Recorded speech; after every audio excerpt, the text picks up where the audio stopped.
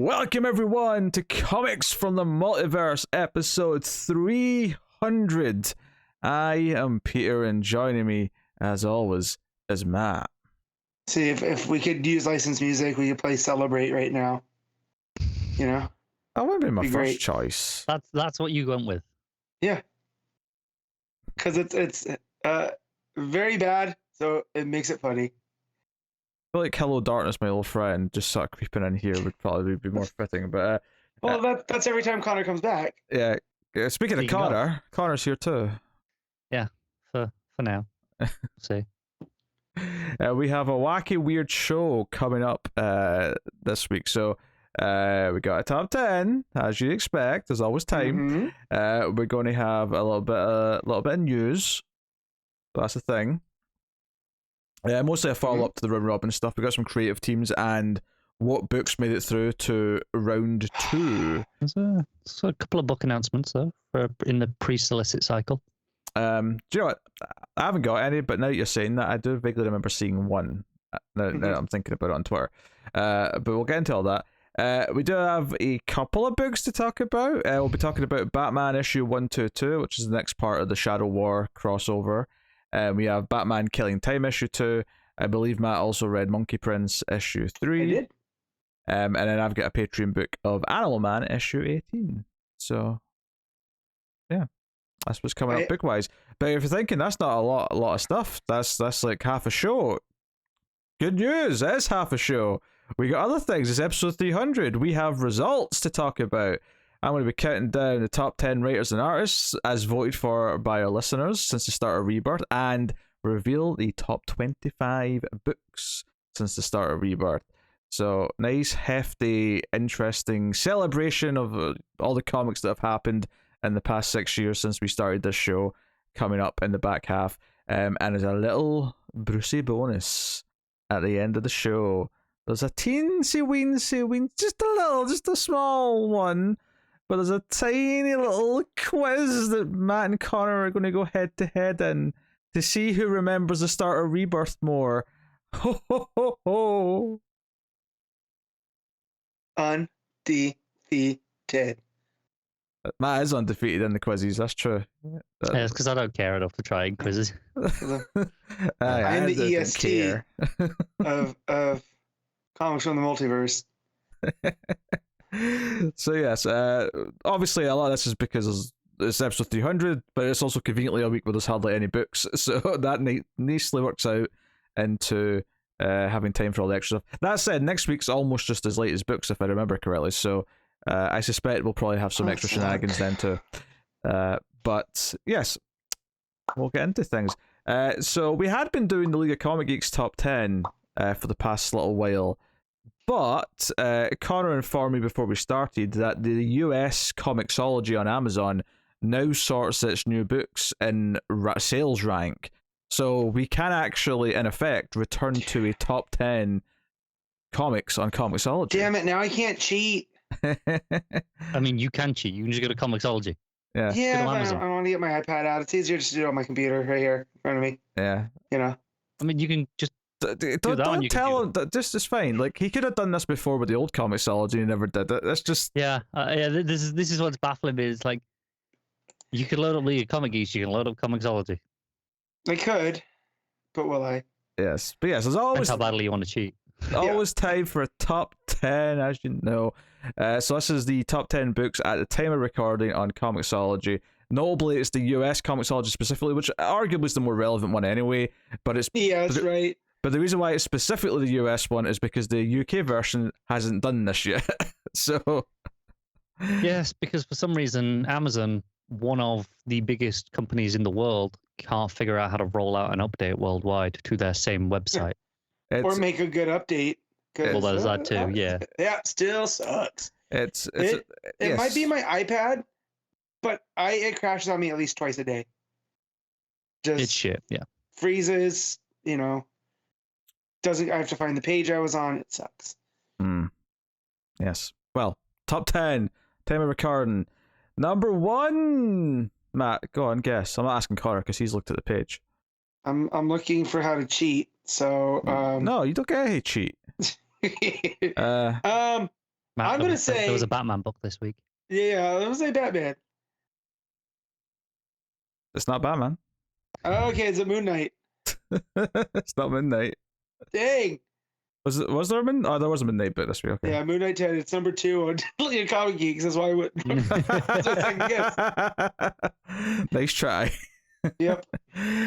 No, number 1 is X-Men Red issue 1. What? Yeah, it's a new Al Ewing X-Men book called X-Men Red. You gotta remember, Matt. Issue 1s don't rank highly on League of Comic Geeks because no one. I didn't know there was a new X book that was red that's not Tom Taylor. This is sacrilege. This is, I think, the one set on Mars. Yeah. Do you know what? This, like, I was excited when I read X-Men Red by Al Ewing, but then realized it was still tied into all these other X things that I don't care about. It's really annoying because there's this, and Gillen is taking over the main X-Men book. I think it's Immortal X-Men. I don't care about I could be wrong. that. And I'm like, God damn it! I love both those creators. I want to read this, but Krakoa nonsense. Yep. So that is number 1. Number 2 is Devil's Reign issue 6. That's the final issue of that series. I'm slowly catching up on the Zdarsky stuff, and it's great. very good. And so I'm excited to see where this goes once I finally get there, and like 6 more trades. Yeah. Number 3 is Marauders issue 1. So another X book. Yeah. So there you go. Number 4 is finally Batman issue 122. Could it be we're going to see a slight change to how things rank compared to how they used to rank in Comixology because it's now tied into Amazon and it's going to skew numbers slightly differently? It's possible, but it's also the fact that those are all like issue 1s, right, of the new X-Men stuff, and then the final issue of an event. Yeah, possibly. Yeah, it could just be that. But hey, so the Batman's number 4. Number 5 is X-Force issue 27. So the X corner of this Marvel world is doing very well, seemingly. Yeah, X sells the same as Bat sells. In fact, right? Speaking of, X-Force Annual issue 1 is number 6. So there's a second X-Force book this week. Yeah, I think like this week, or maybe like this week and last week, is the start of the new section of the X books. So I think they're on Destiny of X now. So it's all like, oh, here's a new jumping on thing. So I'm guessing a lot of people are jumping on line wide. Okay. Number 7 is Batman Killing Time, which not all of these have got ratings or average ratings, but one person has rated this and they've rated it 1 star. They really didn't like Killing Time. That's me. I got you, go. But yeah, you go. That's Killing Time, number 7. And then number 8 is Moon Knight issue 10. Matt's guess for number 1. There it is. Yeah. Number 9 is Earth Prime issue 1 Batwoman. So there you go. Was that? And then Batman Beyond Neo Year issue 1 is number 10. So I mean, I can even just tell building into that top 10 that it's a really weird, like, quiet week for DC books wise. When you know, Earth Prime and Batman Neo Year are cracking the top 10. Also tells me Marvel don't have a ton of books out. No. It is interesting that those both still beat like the newest issue of Fantastic Four, though. Yeah. Also, and it's a little bit further down, but I just want to mention Black Widow 15 turns out it was the final issue of the series. It was Marvel did that thing where they just didn't tell anyone it was the final issue until it came out, and then they were like, "Hey, that was the last issue, by the way, guys." Joe, what sucks about that is I read the first arc thinking, "Oh, I've read the first arc. I look forward to the rest of the run," and now I found out that I've read a third of the run. And it's really good as well. Yeah, that's one after Daredevil. I might get caught up because I do love Thompson. Just read the whole thing. Yeah, nice little 3-trade run. Yep. Yeah. All right, that's the top 10. Normally, I'll say where other DC books kind of fall a little bit further down, but there's really not any to mention this week. So we'll just move on. Also worth noting here, just in case anyone, I mean, by the time you look at it, it might have changed anyway, so it's kind of almost irrelevant. But I did exclude some publishers, like the manga publishers and stuff, so it was just the actual comic books we'd expect to talk about. Typical direct market. Yeah. So, I mean, all the usuals are here. Marvel, DC, Image, Dark Horse, Boom, whatever. Like, all the ones you expect are included, but it did let me exclude, because there was like a manga book at number like 4, and I thought, I don't want to include that. That's not part of what we're talking about. I do wonder though if just on that, if manga is selling better through Amazon than they did through Comixology, because Comixology had it, but we never saw it in top lists. Whereas now it seems like maybe it is getting cracking. Maybe it's just that it's a weird week, or maybe it's just that the audience for manga is more willing to just look at the Amazon website as opposed to a dedicated comics one. Or they were just already buying their manga from Amazon directly, so that's why it's now showing up in the top 10. Yeah, that too. Let me just tell you, I've never felt more out of place than in the manga section of Barnes & Noble, looking for stuff for my niece. Oh, no doubt. I have no doubt. Yeah, they're just comics. It's cool. Yeah, but I felt so like I don't know what any of this is. Like, you take me to any other section of the bookstore, I'll be fine. But just manga, I don't know. Well, that about does it anyway. So let me minimize that, and we'll get into the news for the week. So I got one very, very quick thing is Batman's getting a new logo. Ooh, I did not know this. Yeah, it's just they updated the cover for Zdarsky's first issue, and it's because it's been the same logo since the start of New 52, pretty much. Yeah, the bat wings, Batman across it. Yeah. Yeah. Now it's like, I mean, the color might change, but at least in the first issue here, this run, it's this red text. It's still got a bit of the shape to it, but the logo is just kind of like inside the word now, rather than having like the actual. I might like it on the full cover, but just as its own thing, I don't think it looks as good. Yeah. Let me look. I'm trying to find this one now. See what it looks like. When I started reading Batman comics, it was the Batman pulling up his cape, kind of Dracula-esque. Yeah, another one. And and that one was pretty iconic. But I get why they don't do that. Anymore. It's not as bad as it might look fine in context on the full issue, but just as a if I'm looking at just the two logos next to each other, I think I prefer the current. Yeah, on the page I just found, it's on the cover, and it looks real good. I like it makes the bat out of the negative space. On the M and stuff. I think that looks real cool. Yeah. Wonder if that means that the artist using it will have to compensate for that. Like, they're going to make sure there's some negative space behind where we're going to put the logo to make sure, like something blank so that stands out. Could be. Maybe. I don't know. Yeah, so the round robin, which is not a round robin, but the first round ended not long after the last episode of this one out. So we can tell you what went into the second round, but also know what the creative teams are. They announced that with the second round. So, so the first book that went through was Hawkman and Hawkwoman, The Changeling. We now know what lost this fight, Matt. Ted Grant, 9 Lives. Okay. Wildcat. I didn't remember what was facing him a lot. Yeah. I mean, either or. I mean, if this wins, if this gets to the next round, I'll be fine. But I really wanted that Wildcat book. So. What's the team on this one? This is Kevin Scott and art by Fico Ozio. I'm familiar with Kevin Scott. Does a lot of Star Wars books. A lot of Star Wars. Yeah, and I enjoy all of his Star Wars stuff. Yeah. He's one of the better Star Wars. Did you know what this one was about, Connor? Because you're the other.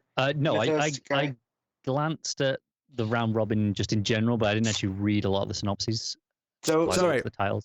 Matt, he doesn't need to know any of them except one, and we'll get to that one that he needs to know. No, but I just want to tell him this one real quick. It involves Hawkman and Hawkwoman having a kid they never knew about that might be a mythological changeling.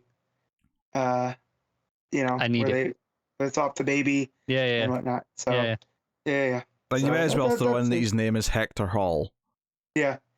But Hole, Hol. That's clever. Yeah. Yep. So in the second round, that's going up against Constantine and the Demon, Vacation from Hell.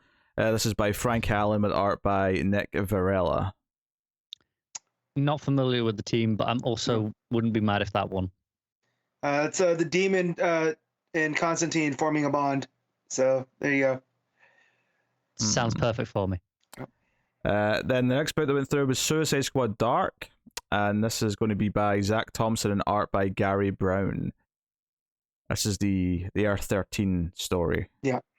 And that's going up against Kid Flash: The Speed of Fear by writer Brandon Easton and art by Travis Mercer. I'll be honest, I'm pretty sure Brandon Easton's the first name on this I recognize. Yeah. Are you sure that's not going up against Green Lantern at the Light of Forever? Oh no, no. It says verses before that. Yeah. They messed up the list on this one. So okay. Yeah. So yeah, there you go.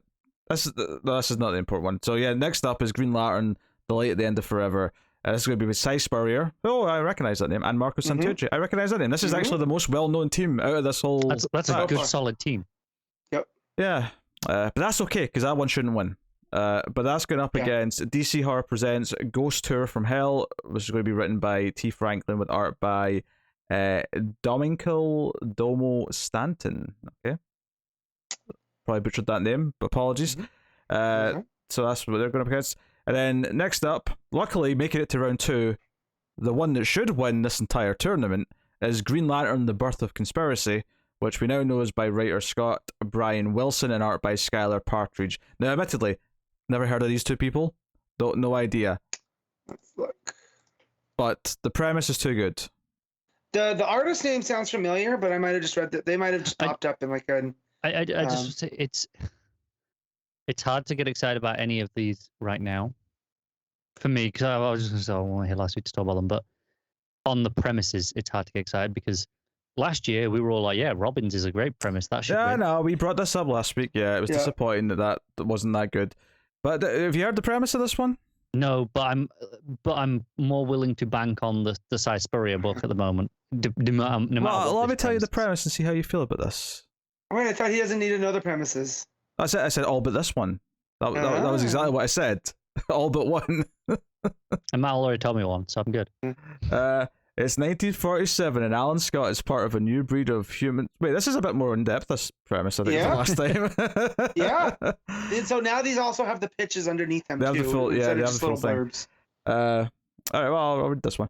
It's 1947, and Alan Scott is part of a new breed of humans endowed with the power of gods, but he still has to work a day job, protect his personal secrets from the public, and hide his civilian identity from the government agency formed to monitor superhero activity. When he finds himself at the sites of 3 UFO incursions, the famous Men in Black and flying saucer sightings, and the Roswell crash, realized that he could lose everything. Now, as Green Lantern imprisoned and alone on an alien planet, used as a conduit to harvest the power of the Green Flame, he may have to rely on the low-level government functionaries whose job it is to spy on him, to help him put a stop to alien genocide and hold the government accountable for hostile actions, and trust them to keep his deepest secrets secret. So basically, the gist of this one is that it's doing like Green Lantern 50s UFO conspiracy stuff. It sounds good, but it doesn't immediately be like that. That's a must win for me. I'll admit the full description is less of a must win than it was last week, when it was just the broad stroke. That sounds a bit more normal, but that sounds fine. Like it could be a good book. I still wanted to win though. I'm still going to vote for the like a Cy Spurrier book or probably the Kevin Scott book. It's not against that yet though. So yes. Well, I'm saying when it gets there. Yeah, if it gets there. It's up against Superboy: The Man of Tomorrow, which is by Kenny Porter and art by Janoi Lindsay. Don't know either of those names either, but hey, I'll take a Superboy. Is it Connor Kent? Yes. It is Connor Kent, yes. But I still want the UFO Green Lantern pulp book. Yeah, so interesting that this is one of the few creative teams that they have work listed behind. So Scott Brian Wilson worked on Pennyworth and Batman Gotham Knights, and Skylar Partridge worked on Wonder Woman. So that might be where I know the name from. So yeah, that's pretty cool. Now I have to go back and read all these because I didn't realize these had much more in depth. Yeah, they've fleshed out all the descriptions. I'm not going to go through them all because it'll take us ages to go through them all. No. But yeah. And we did, we looked at all the basic premises last week, so, but, I mean, all the creative teams were worth mentioning, even if the vast majority of them are names that we don't recognize, which I guess kind of makes sense that it's a lot of, not all, but most of them, at least from like a mainstream DC perspective, are newer teams, and they're more like, that's why they're on this tournament as opposed to just being given a book. Is there? Mm-hmm. Yeah, I also feel bad for a lot of them though, because I think there are a lot of people who will see a name, like me included, will go, "Oh, Cy Spurrier, that's a trusted name. I'll vote for that." Or pick your poison, whoever you are. And a lot of these, fresher people will probably not give the chance. Like Tim Seeley won last year's. Yeah, I think it's okay to have the known names, but you probably either have to have it all be like names or all not be names that people know. You can't have a mix of the people who don't have the reputations will just get ignored. And that's not to say these creators have not worked on anything, but I think some of them already have worked on multiple DC projects, so they're well known by the audience you're already targeting. Exactly, yeah. It's not done anything, but like the point is that we are not recognizing most of them. Yeah. So, yeah. Okay, there you go. What were these new books Connor that got announced?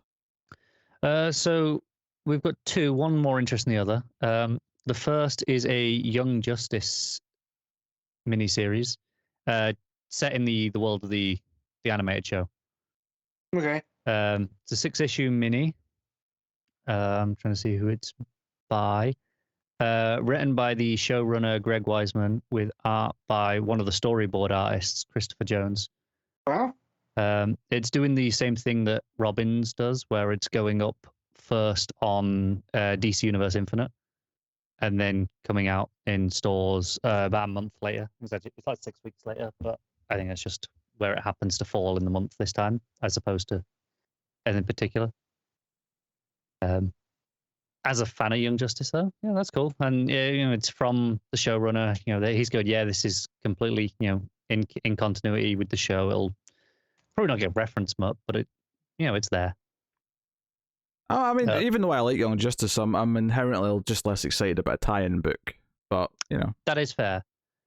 The other one, I think, is a much more interesting book that Matt, in particular, will be very excited by. This is a 3-issue mini. I'm not sure if it's a prestige or not, but this is. It's called Superman Space Age, Mm-hmm. and it's by Mark Russell and Mike Allred. Mm-hmm. Which already is just like, okay, that's enough for me. Already done. This is the one that I saw casually on Twitter. I saw the names being mentioned. Yep. Yeah. It did.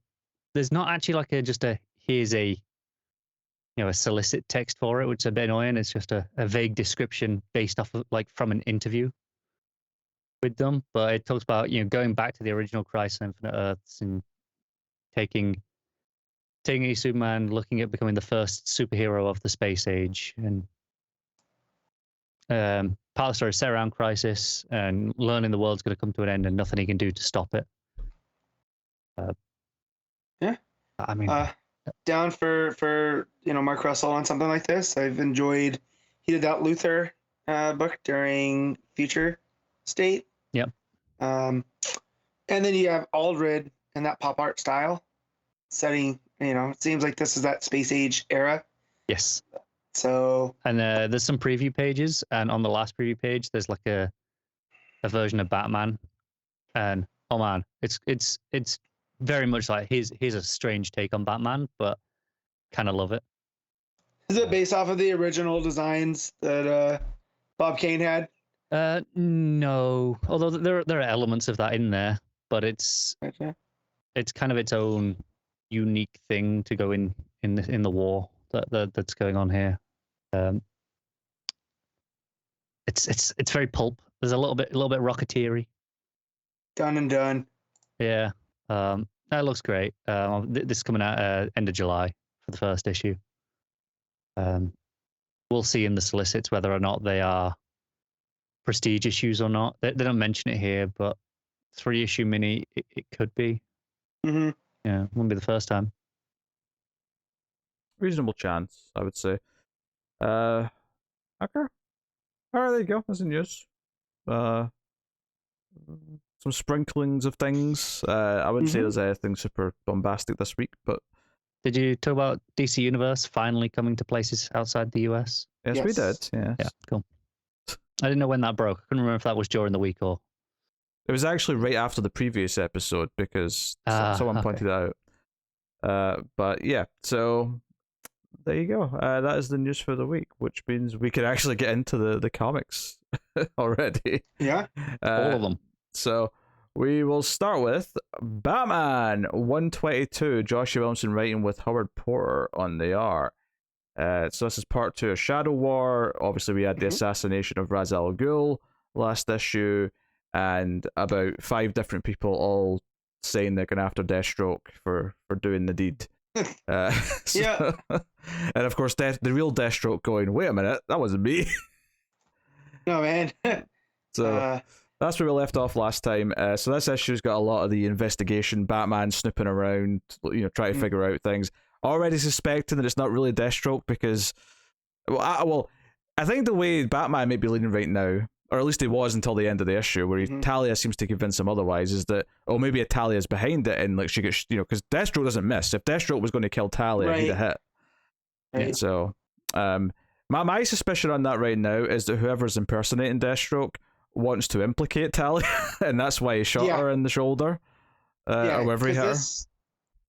Because in Deathstroke Inc., the issue before all this started ended with the Legion of Doom. So I'm sure this has something to do with them and implicating Deathstroke and keeping their hands clean, or, so they say. So, yeah. And I just, Deathstroke bonding automatically with Respawn, that just cracks me up. Deathstroke just wants kids. He's going to lose them. He'll just find new ones. People say about Deathstroke, but literally for as long as he's been a thing, his relationship with kids have kind of defined him. Yeah, but I just love there was no hesitation that automatically this is now his new son, and he's going to treat it as such. And it does make him more akin to Batman, right? There's got that parallel with it, yeah. Yeah, so I like that. And with Roz and Legacy and Talia, and it just feels like it's following the same trend, which I do like.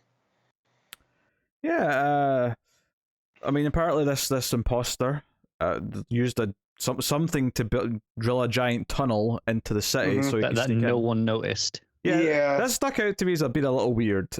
Maybe it'll make more sense once we realize who's helping him, or if he's working with an alien or something that has the tech that could do this. But right now, all I could think of was the big machine from one of the Ocean's movies.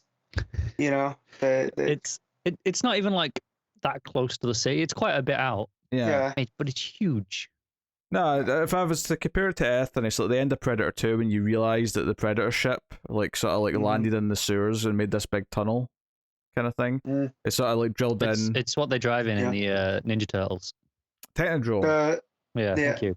Well, no, he's talking about the takes him from the Technodrome with the drill on it, right? The drill, yeah. The little one. Technodrome's a big, Yeah. But they have the one with the drill, don't they? Yeah.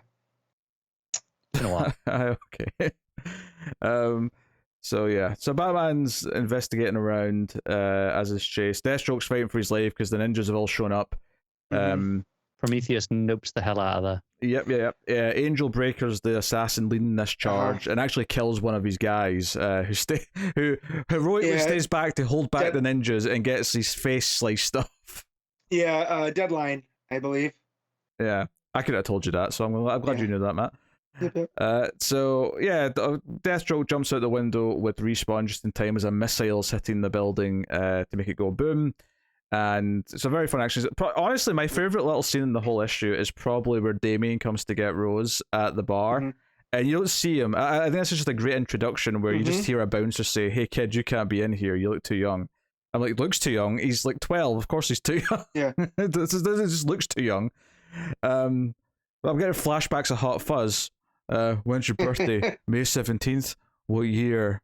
Every year.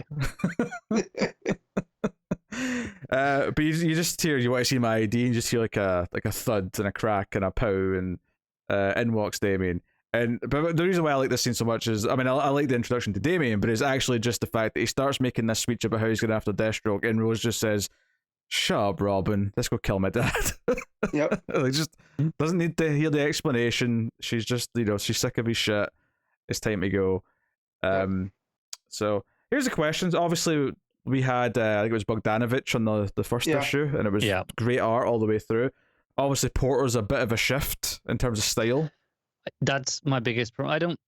I'm recognized as not being like the biggest Porter fan ever, but I don't hate it. I do hate the context of back to back, because I actually read these, straight into each other, because I didn't read my books last week, and this is how it's going to be in the trade. Going one into the next, and it's horrible. Like, it's so jarring. I like Howard Porter a little bit more than you. Right? We've talked about this when we were both reading Deathstroke Inc. I don't feel Porter's a fit for Batman. I feel the scenes as well with like the title page with Deathstroke and all the others fighting all the ninjas. Oh, it's so messy. Yeah, there's just so much going on. Yeah, I would say I lean towards the positive, but I do think there's some messy or rushed elements here or there in this issue. I think it's got a nice stylized look. I'm even fine with it being a Batman comic. It's more just that it's part 2 and follows on from a different artist that doesn't fit with. That is my biggest problem with it. But I will say the reason why I brought it up particularly now, because I just turned the page and I'm at, it's Batman going to like see Talia. There's a couple of ninjas on this page. The one in the foreground is fine, bit stylized, but fine. The one in the background looks like E.T. or something walking towards the panel. It's the same way that you see the Batwing going past the moon. On the top left of the page, sorry. And there's I see it. And there's like 2 ninjas. One's coming down the stairs, and he looks alright, but the one in the background, he's got like this weird body shape, and he looks like he's from the planet Zathras or something. I really like. In contrast, I really like the next page, Batman with the sigh and the cape flowing, and it's so dark and heavy on the inks. That's where Porter excels on a Batman comic. Is moments like that. Yeah, plus, Batman is bonded with Raphael. That's canon. So he likes to sigh. Good stuff. So we got a bit of an action scene, and he goes out to confront Talia. And he's there to kind of accuse her, thinking that she may have something to do with it, because the person currently assumed to be Deathstroke didn't kill her. But she fairly easily seems to convince him that it's not her. And she actually kind of breaks down, and she's still hurt because she's not used the Lazarus Pit. She says she doesn't trust him, and she kind of shows a little bit of vulnerability talking about her father. The idea that she's this tough badass because she's Talia, right? But the second that he asked to turn themselves in, she kind of went along with it. She became her father's daughter again. And it leads to this sort of tender moment where he takes off his cowl, or she takes off his cowl, I should say. And they end up kissing. We end the main story here with them smooching, with the shadow hitting the big symbol in the background. With some very long bat ears for the shadow, despite not wearing the cowl. Artistic license, I know, but yeah. Well, yeah. That's what it is. Selena's gonna be so pissed. So, yeah. Obviously, I really liked last week's. I think last week's issue was a really nice surprise and really set up all the story beats that it wants to play with. This by its nature is a second part, and I think it's got some fun scenes. I kind of generally like the fact that it's dealing with Bruce and Talia and sort of dipping their toes back into that. I'm looking forward to more Damien and Rose.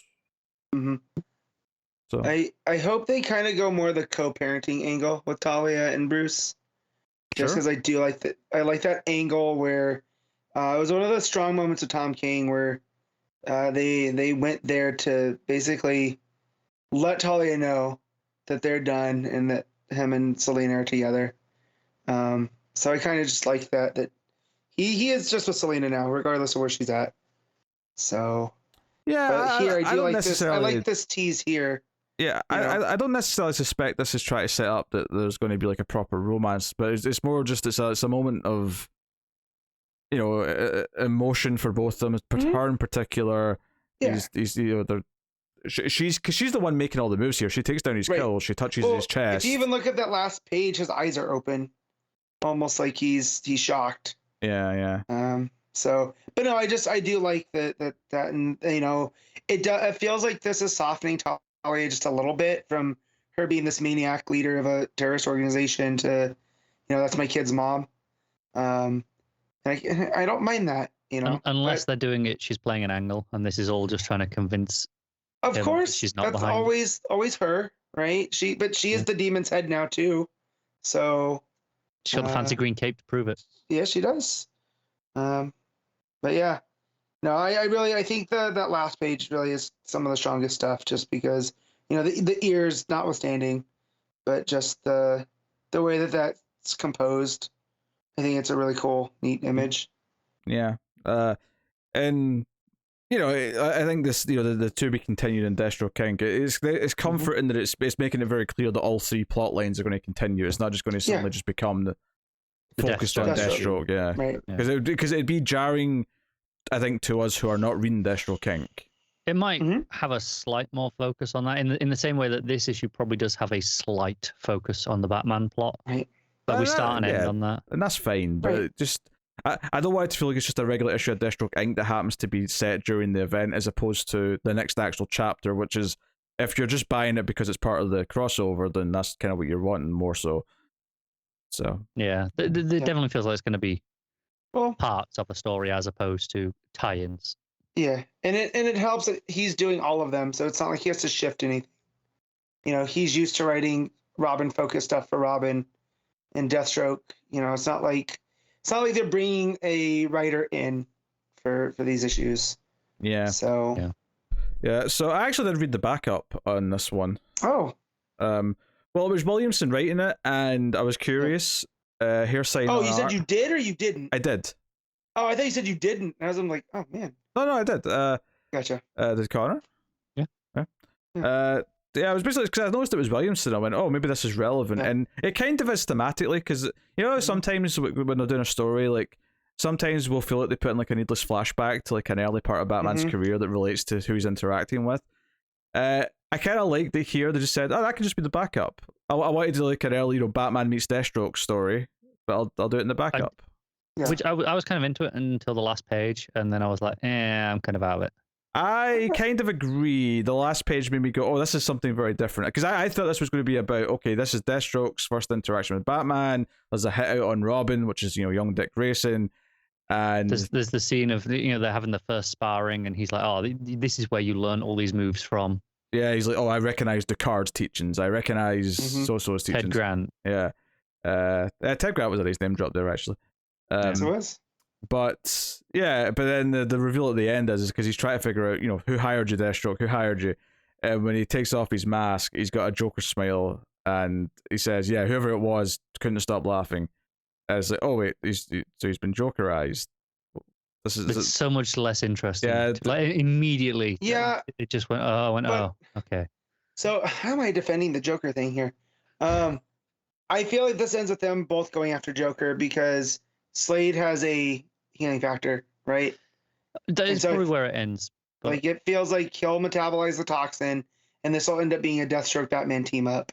And I feel that's kind of shading where Shadow War is there's not a lot of time left, though, because this... Because it's going to be like a 2-part little thing, right? Or is it 3? Yeah. Maybe 3, I think, because Williamson's only on the book for another, 2 issues, I think. Couple. So... Yeah. I just think as well, like that's fine if that's the story they're going for, but it's a less interesting story than just Batman versus Deathstroke early days. And I think for me, paralleling that like with the present day and showing that okay, this is where they were and this is where they are now. That's a more interesting change. Yeah, the only argument I could think of, because to me this ending kind of stops it from paralleling the main story.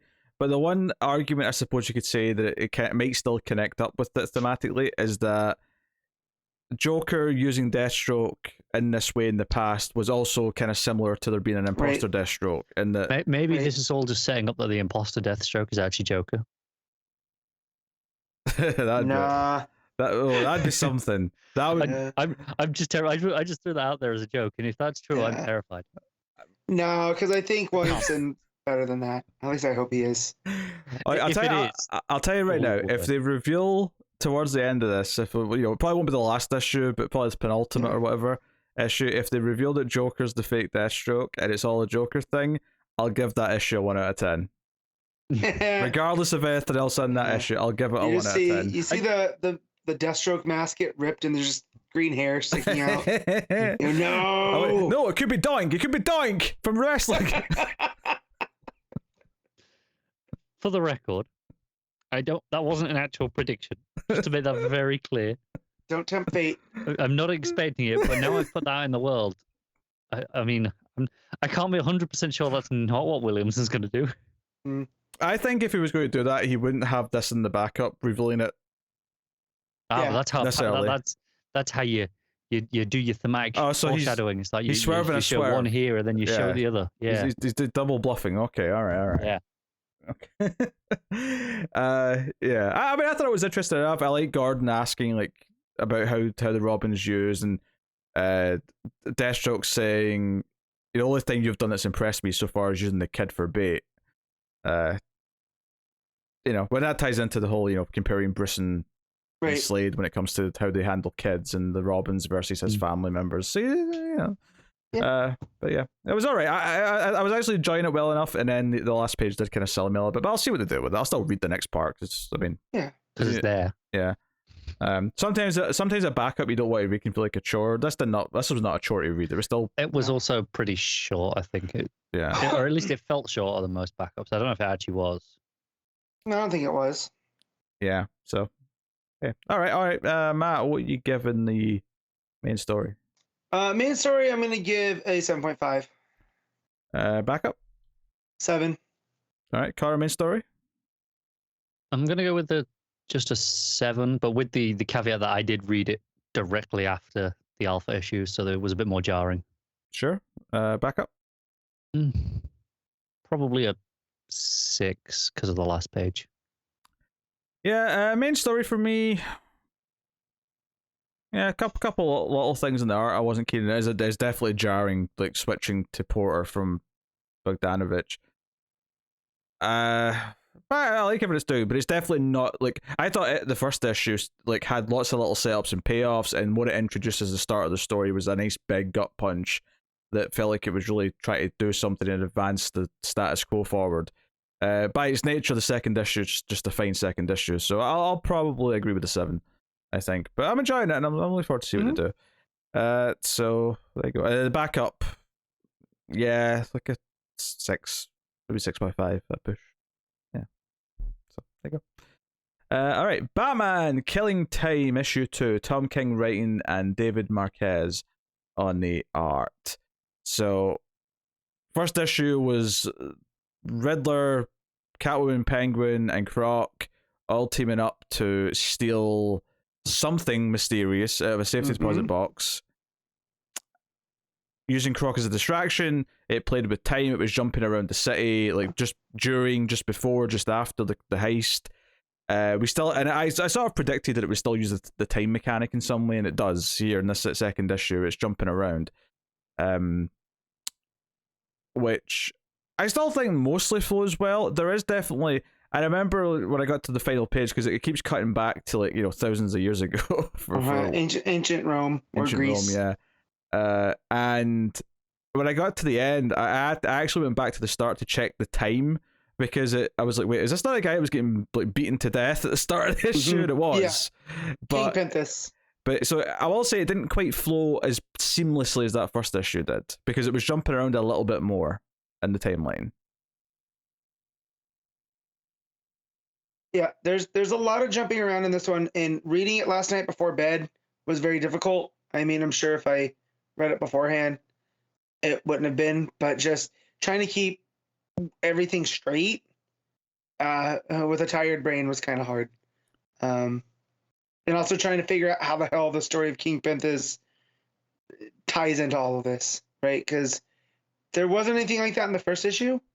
It was pretty straightforward, like heisty. There was like a small. There was a small thing in the first issue, but I think I'm sure there's more to it than this, but because it ends with this, like him get up to the hill to face these women because he thinks he has to deal with them, and we know that he's going to get ripped apart by them.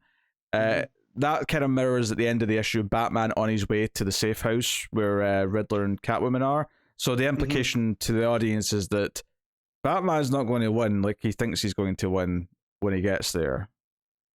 Would be the one thing I'd take from it. That's all I've got for you, though. I don't have any other great insights. Yeah, no, because just reading up the story of King Penthus, that's basically what it ends up being. As he stumbles upon this thing, he's ripped apart by the followers, which include his own mother, who don't realize that's who it is until they get back out of that frenzy. So I'm wondering if this deals with Riddler, or at least with Selina, not realizing this is something of Batman's, or whoever's it is. Making things much, much worse. I did find a lot of the off-panel stuff kind of humorous. Like, when they go to meet whoever they do. Was that when they went to meet Penguin early and he kills his bartender? Penguin kills. It cuts back to when they were having their meeting talking about the heist and planning it. Yeah. And Riddler kept saying, "Oh, should we be having this conversation in front of this guy at the bar?" And Penguin just eventually shoots the bartender on it, even though he was sticking up for him, saying, "No, he's a good guy. You're making this complicated." But then just to make Riddler feel comfortable, he shoots him in the head. There's some dark humor in there. You have like Batman going to see Croc at Arkham and beating the shit out of him to get some information, and then it goes back and shows you Gordon beforehand saying, "Look, we need to make the people at Arkham comfortable with you coming to see the villains, because that's probably going to be something that happens a lot. So follow the rules and don't punch him." And then afterwards, of course, he's pissed at him for completely ignoring that. But it leads him to Croc's girlfriend, who's spending a lot of money on diamonds. Sometimes fiancé, as they put it. Yeah. She spends $14,000 on a necklace, which is suspicious spending. So Batman goes to see her, and she kind of just she acts all kind of tough, but also is quite happy to just tell him whatever he wants. Seemingly. Because at the end of the day, she has a $14,000 necklace still. And until they can prove it, she didn't do anything wrong, right? Like, she was given a lot of money. That's all that happened for her. That's from her perspective, right. So I do like that storyline too, because it's so it's not that he's trying to intimidate her, but he doesn't. She sticks up for herself, and I kind of like that. I think it's almost like she's playing him. The most interesting part of the issue, though, is sort of the teasing. Well, two parts to this. One is the teasing of what the item they stole is, and it ties into probably this one scene where the Joker used Truth Serum on Batman. So the implication to me there is that it's something personal to Bruce that somehow he got information about when he dosed Batman. Okay, that's interesting. The other part that sort of enhances that is that keep in mind this is an early years Batman story. No one's really quite sure of what Batman's rules are yet, and Catwoman is convinced that what they have done might finally make Batman kill. Now, obviously, in the future, Selina would know there's never anything that would make him cross that line. Right.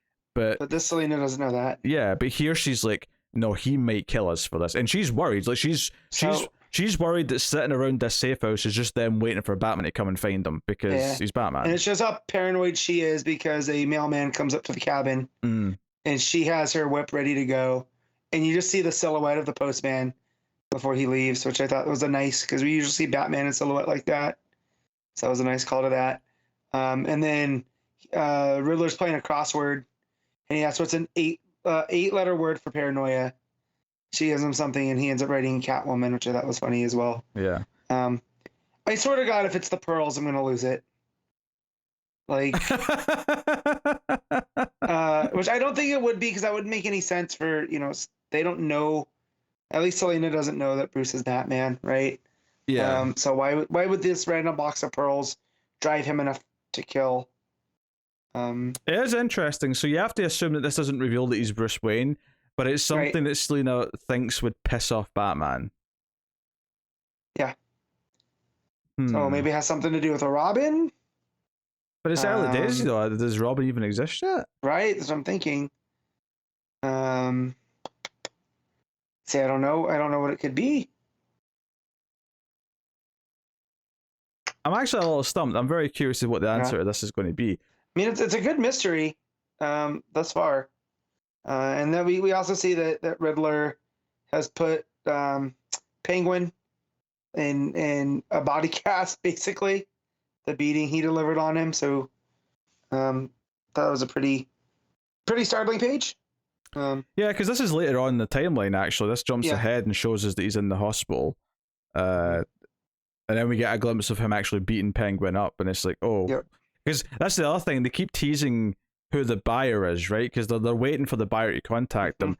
And there's a really interesting point is when they go to see this potential buyer, the buyer's, the narration of the book, which has been very third person and just detached, suddenly speaks in the first person. Like, it says something like they've come to see me. And I'm like, oh wait, this narration the whole time's been someone, like, in the story. Which is like, oh, I mean, if it is something personal to Bruce Wayne, my guess would be Tush. Maybe? Yeah, maybe. But it's just, that's just because it makes But again, sense. it's personal to Batman, not Bruce. We think. I mean, we don't know for sure, but yeah. Right. Also, that's what I want to bring up, and then because man, there's so much going on in this. The bruises that Riddler put into Penguin spell out something. That's Morse code. Yeah, he literally makes. He hits him harder for the dash and hits him lighter for the dot. It's interesting.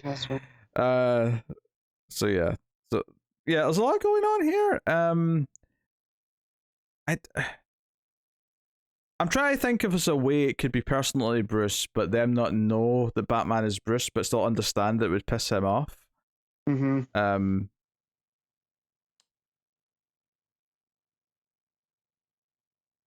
Oh, we've got a good answer for this, King, because we'll find it out.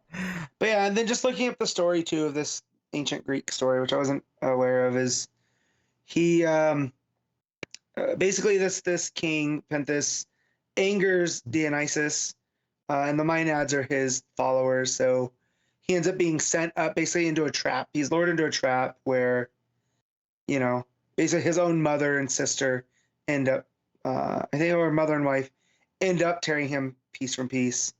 And then they take the arm, and the mother puts the head on the spike, which we see, and carry it into town, and then doesn't realize that it's him until they get to town and realize what she's done. So I'm also trying to see how that factors in. And again, is that supposed to be Selena not realizing what she's done? Yeah, are they not aware of who they're working for? Or at the very least, is Selena not aware who she's working for? Is Riddler the king that's been lured, out to his own undoing? But yeah, it's definitely it's one of those king stories that's working on multiple levels, which is nice. But the jumping back and forth, again, I'll have to make sure I don't read this right before bed next time. I mean, I suppose one thing that could work if it turns out to be someone like Falcone or something like that. The idea being that it's like this is the transition of the mob sort of style of crime in Gotham to the supervillains kind of thing. Right, and they don't really know Batman that well yet, because as you said, it's still early day. So it might just be something that's mob related or Joker related, Yeah, I suppose the item they stole could be more about the villain that it's attached to, or why someone would want it. Right. Rather than it being a personal thing to Batman, yeah. But yeah, we'll see, because it's small enough. It's almost like a necklace or a bracelet size, right? It wasn't big. Or even a ring. Look, it could be a ring of some kind. So, but yeah. Very interesting. I mean, the art too, Marquez. Oh yeah, that was really good. The way he's shifting back and forth, it's really, really well. The scenes with Croc and looks like a full on fight. Like it's brutal. Yeah, I do still like the narration though. I do think it adds this tone to the book that makes it feel distinct. Yeah. So for sure. Yeah. No, I mean I enjoyed the issue. I enjoyed it as much as issue 1. I think issue 1. Yeah. Much stronger. That was a good lead-in. Yeah, it was very seamless in the way it presented everything. This was a little, it's like, it was still mostly okay, but it definitely felt a little harder to follow at times with the time jumps. But, yeah. I mean, I'm still in, though. I'm having a good time. Oh, yeah, no, I'm still going to get it. So. Yeah. So, yeah, all right. What are you giving Batman Killing Time issue 2, Matt? I'm giving this an 8. 8. Okay.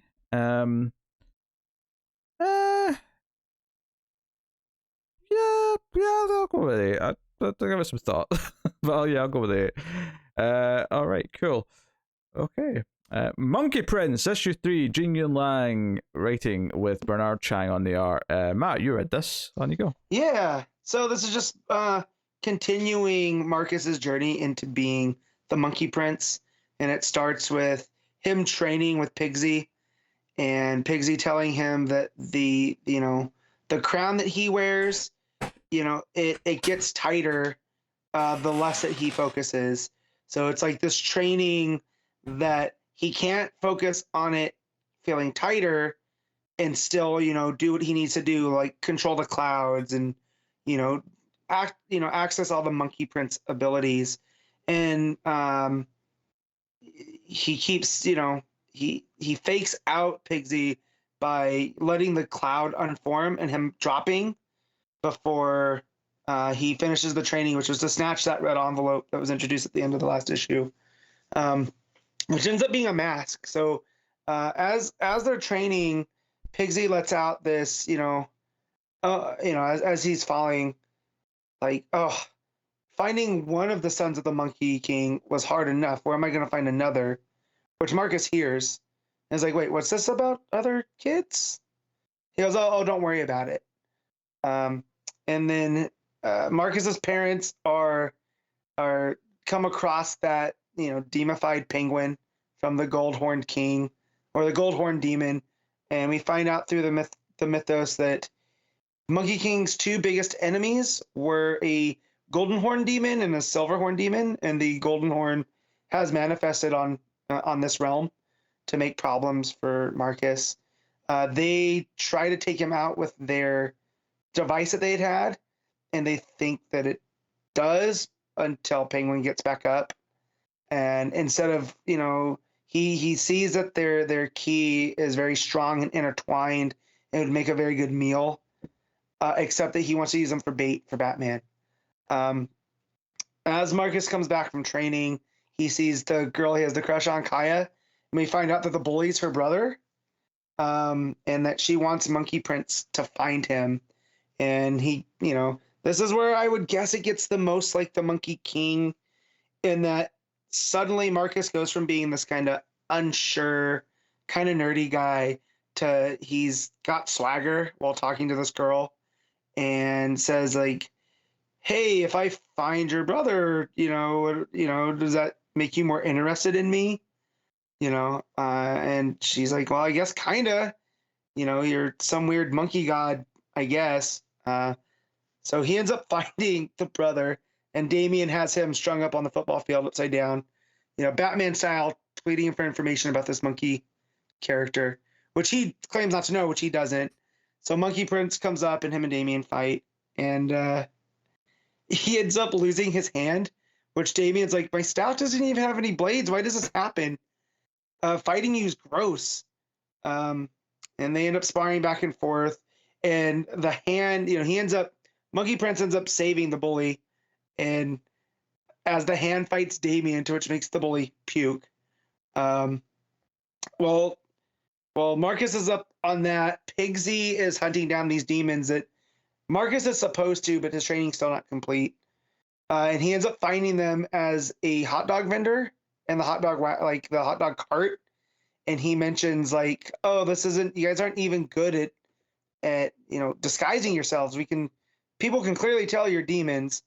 And he ends up fighting them. And that's how you find about the Gold Horn Demon. And you find out that Pigsy has some history with the demons, that there's an editor's note to check out the Journey to the West, that this is, fully in that lore, which I thought was pretty cool, but also I don't need an editor's note to go read a, 100-page plus book, so I hope Yang clarifies that a little bit more, that maybe Monkey King is the reason Pigsy now is on the side of good and not bad, is what I'm guessing. But he ends up making them take their demon form, and he fights them, ends up freezing them and shattering them. Monkey Prince ends up saving the brother, taking it back to the sister, where he gets a kiss, and as he gets, receives the kiss from the girl, he transforms back into Marcus real quick. which then leads to Pigsy coming up and saying, "We have to go. Your parents are in danger," and Penguin making a ransom video, saying like, Batman needs to show up, and save these people. So far it's pretty good. This was issue 3, but this was part 3 of 4. So I don't remember how long this was supposed to be, but it definitely feels like we're heading into an ending chapter of an origin story. I hope they have more, because I do like Yang taking on this kind of stuff. It definitely feels. It was definitely more than 4. There was at least 6. No, I know that. I Pretty sure it's it a was limited 6 series. issue, yeah. Yeah, but that'd be so weird to do, 3 of 4, right? And then have the final 2 issues be standalone, or I'm not sure. But no, it's Yang. It definitely feels more akin to his new Superman stuff. That he's just definitely having a lot of fun with this whole concept. And it still reminds me of Shazam, with the way that he's learning how to use these new powers while also trying to balance being, this teenage boy. And yeah, the characters are kind of settled in, and Pigsy trying to teach these lessons through discipline, which Marcus brings up. He goes, the tighter this crown thing or this band gets on me, the more akin to torture it is. Torture is not discipline. You know this, right? And Pigsy's kind of like, yeah, more or less it's the same. So that was pretty funny. But yeah, the art is still, the standout. It's very, the action sequences are well done. Like when Damian shows up and there's that fight scene, you can follow it really clear. And yeah, it's kinetic without being too kinetic. So, but yeah, no, it's a whole fun read. I definitely encourage people to be checking it out. But if you want to wait till the trade or whatever comes out, it's fully understandable. But yeah, no, Monkey Prince number 3, I'm gonna give a 8. All right, there you go. So once a month, you can make myself a corner read a book on patreon.com/MelFlesTV at one of the higher tiers. So I'm going to be talking about Animal Man issue 18 from the Grant Morrison run. Joe, I will say I didn't get a lot of sleep last night. I woke up after a couple hours of sleep. Is this one of the issues where shit's getting weird? And I will say I don't know if a sleep-deprived brain is the best time to be reading a Grant Morrison shit gets weird issue, because Probably not. Alternatively, it might be the best time to read it. Because you didn't see Scorpion Assassins, did you? Yeah, so the last issue, if you recall, ended with the character showing up who was like, his legs were disappearing and they were becoming just sketches, right? So it was getting very meta, like he was being erased from the comic book. And it's like, okay, plus you had this, I think Lennox is the name, the character who's like talking to Mirror Master. That was the scene set in Scotland last time. We started this issue set a little bit ahead, where it's Animal Man's neighbours are upset, like the neighbour woman's crying, and the guy Roger's like offering him a drink. And he's clearly distraught. It's all done like a POV style, this, so it's all like we're looking through Animal Man's POV, so we never see him, we just see kind of who he's looking at, and they're looking concerned. So if you imagine like a scene in a movie where we're getting like the guy in the hospital bed's POV, so we're seeing people look concerned and be upset and say, it's okay, you just have to relax, buddy, you just have to relax. But it's, there's some narration here from Animal Man where he's like, I'm seeing like a door in the darkness, and it's almost like he's seeing like a computer screen and like the script being typed or something. Because I think the title of the issue is At Play in the Fields of the Lord, but it kind of looks like it's on a computer screen and it's just been typed. And an old school, like command word processor. I wouldn't even necessarily say word processor, because that would like apply more formatting than this. This was more like, maybe it's just emphasized just to make it clear that it's doing like a stylistic thing. But we cut back 2 days earlier and sort of like, okay, so we're going to build up, but we don't get to that point by the end of this issue. This is just the first part of this story of getting us to this point where he's went through something and he is needing help because of it. But we cut back to the house, So this guy just showed up. He seems to be okay now. His legs have reappeared. It's always good. But he's there. He's like, these signs keep pointing me towards you. Like, I found this comic book with you in it, but now this comic book's just turned into a map. But this part in the desert's circled, so maybe we should go to the desert because that's where it's leading me now. But this is clearly something important. So something from the great beyond.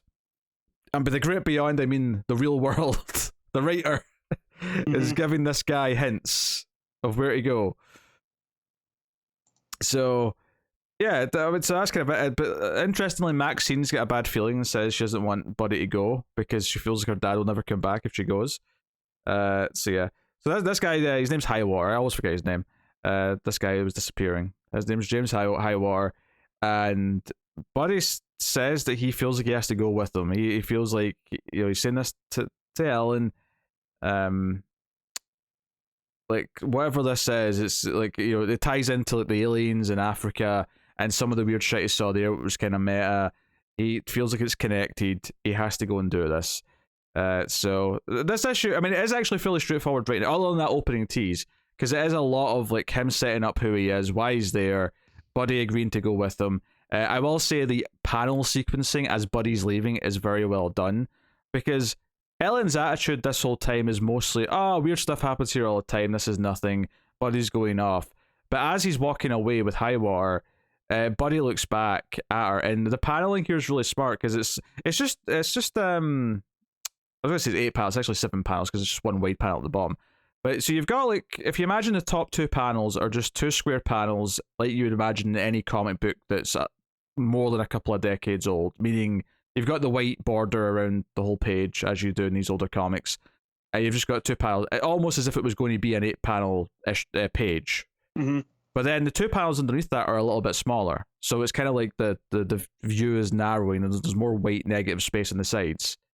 And then the underneath that, they're about the same width, but the panels are getting closer into their faces. And what I'm getting at here is that it's really effective showing that as Buddy looks back and glances at Ellen as he's leaving, there's just this look of concern where it feels like they want to say more. Like they want to give a proper goodbye and give a proper I love you, because something feels kind of off, that this isn't quite right.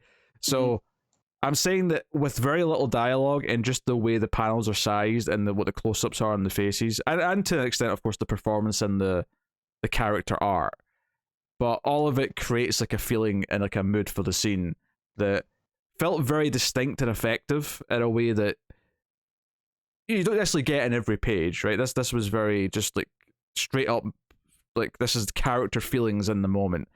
But yeah, so sure enough, we go off to the desert.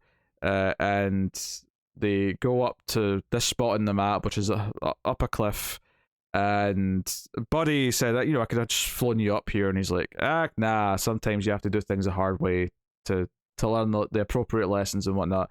When they go up there, there's a highly hallucinogenic, what was the exact word here? Beans, I think it was. So something to take to trip. Okay. Going on a vision quest.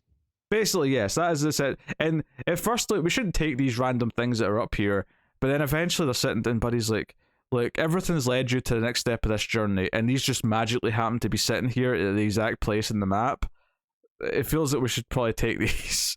So they take them, and it's like the sky changes, it gets all bright, and we get a lot of wacky art. We get, like, there's like eyes and mouths coming out of the sky, and then it looks like they're looking up at planets and space. Like, it feels properly all trippy. Artists having a field day here. And then a fox, who goes by Foxy, shows up and decides to, basically, like, I'm a totem. I'm here to guide you and talk about this. If the next issue is the one I think it is. Mm-hmm. Oh boy. Oh dear. There's a great picture though, because the other guy, Highwater, he's like, oh yeah, my totem's is like a hawk or an eagle or something like that. And Animal Man's like, why don't I have a specific one? And he's like, well, because you're connected to all the animals. And then there's like a page where he's like in negative space, and it's all the animal. I mean, it's always not every animal on Earth, but like a lot of animals to represent all the animals that are all surrounding him. But it's a very haphazard, wacky page. You know, and I think this is the thing compared to the first half of the issue, which is all boxes, and it's all sort of traditionally framed like drama, so it's all people in boxes, and it's well done. Like I was saying, like the way it used those boxes was really effective. But you get to this, and all of a sudden, all the boxes are these like just sketchy lines, and they're kind of distorted and wacky, and everything's different. Basically, the message that's coming through here, because it's like there's like a cave painting in front of them now, and Buddy kind of looks at it and says, "Wait, this is warning us of the crisis, and now it's warning us of the next crisis. There's going to be a second crisis." Which, given the time period, I'm going to assume are we past 0 year at this point? Not 0 year, sorry. 0 hour, not 0 hour. quite. That's the one, yeah. Yeah, that was early to mid 90s. So this is still in the 80s, correct? I don't know. I don't know if it's still in the 80s. It started in the 80s. Because I think didn't it start in 88, Connor? That sounds right. I think this is probably before that. Just about. So 0 hours on the crux. So or like, yeah, well, that's what I'm saying. If it's hitting to something coming up soon. Mm-hmm. Yeah. And maybe a 0 hour, but either way. Well, because if it's not that, then what the hell is this? Is not a tease for Infinite Crisis. So but this then, far in advance. would you really put it past Grant Morrison to just throw out there's going to be another crisis? True. It's not true. teasing something imminent, but more just there's going to be some shit down the line. Or Grant Morrison was just smart enough to realize that there's going to be another crisis at some point. Yeah. Sooner or later, there's going to be a crisis. So yeah. So that gives like Buddy a sense of like what he's here to stop. But then you get like these weird, like this like animal masks that are being worn. Well, not even all animals. One's an animal. One's like a sun or something. And they're talking to Buddy. These mysterious figures.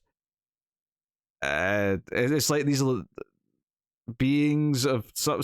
I don't know what to. I don't know how to explain this. Oh, I can't wait to hear you talk about next issue. Yeah, I've been since he's been going through these. The whole run, waiting. we've been waiting for the next issue, haven't we? But they're talking, a lot of like mumbo jumbo as if something's coming. I notably enjoyed this part. It boils the sea, it burns the land. You can't take the sky from me. I had that last part. Yeah. Come on, there's some Firefly lyrics in there. But yeah, they say truly it is the mystery egg. And then the last panel, it gets really bright as if like a nuclear bomb's going off. But the actual way it's drawn, it's almost like it's a comic book sketch. So it's kind of like it'd be blowing into meta-ness again. So yeah, and at one point, I think High Water refers to the world above. Again, kind of meaning the real world in this case. So the meta stuff. But then we see his giant like hawk, like his totem. And then it rains. And then they finally wake up. And they think, oh, okay, is that it? Okay, that was weird and trippy. But then the fox is still there talking to them, going, over. That was like the overture. Like, there we get to the real business. We're just getting started here. Which might be hinting at this next issue that apparently has been hyped up. I'm pretty sure the next issue is the one that we think it is. And it is by far the most memorable issue of the run.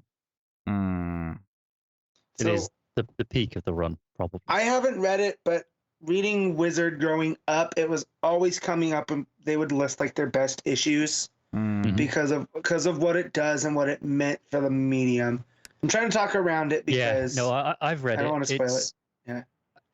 I mean, I don't think it's unreasonable to say it's the most Grant Morrison issue of the bunch. In a good way though, because it is concise. It's not like him being like, "Oh, what do you think it is?" It's very it's very clear of what it's doing. It's just weird and Morrison-y. Well, I look forward to it. So yeah, there's a lot of teasing for this next issue in this then. But there is a little tease at the end as well as a final page, which Lennox, the bad guy who was like talking to Mirror Master last issue and has been up to no good, he shows up at the Baker house. Ellen answers the door and he just smiles and says, "My name is Lennox." So it ends in a bit of a cliffhanger there that trouble's come to the house in the meantime. So that is the issue. Yeah, like I say, like my sleep-deprived brain for that back half of the issue was not the best state of mind to be reading it in. I'll have to remember and try and be more awake sleep next time. Yeah, that or be high. Those are your two options. But yeah, there you go. That's Animal Man, issue 18. Very good. It's all day 0.5. Mm-hmm. All right. Who was the artist doing all that? really interesting stuff on that issue? I've thrown the tablet away now. I can't tell you. Goddamn disgrace. Which issue was it, Pete? 18. There was 2 artists. I remember there was 2 artists. I presume the second artist was when it got trippy. But yes. Probably. But I'm gonna find this real quick. There you go. it's the felt like they deserve an extra shout out, given that Oh, it's Brian. Is it Brian Boland? Brian Hold on, Boland definitely did a lot of stuff on that run. Yeah. Let me check. Make sure I have the right names. Deserve the extra shout out, given you talk about how the really smart use of the boxes and the paneling. Yeah. Well, one of the the first name was definitely the regular artist has done most of the issues. Yeah, so Brian Boland did the covers, but it's just listed as one penciler as Chaz Trog. Yeah, he's done a lot of the issues. So yeah. But yeah, okay. There you go. That is that. Before we get to the special episode 300 stuff, though, we will do our usual wrap up of the week. Although admittedly it's going to be a weird one because there's not a lot to pick from. Do you want to guess my best comic of the week? You only read one issue, so I mean we could pretty much just guess most of your picks right from the get go. But is it Batman? Panel/moment. We could do best cover. I guess me and Matt can pick best art and rank some books. Although I've looked at 2, so it's not that much of a ranking. But we'll see what we could do. So start with panel/moment. Matt, what you got?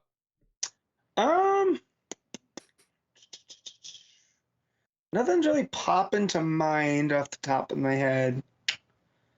I'll go from Monkey Prince when Pigsy reveals that there's other siblings.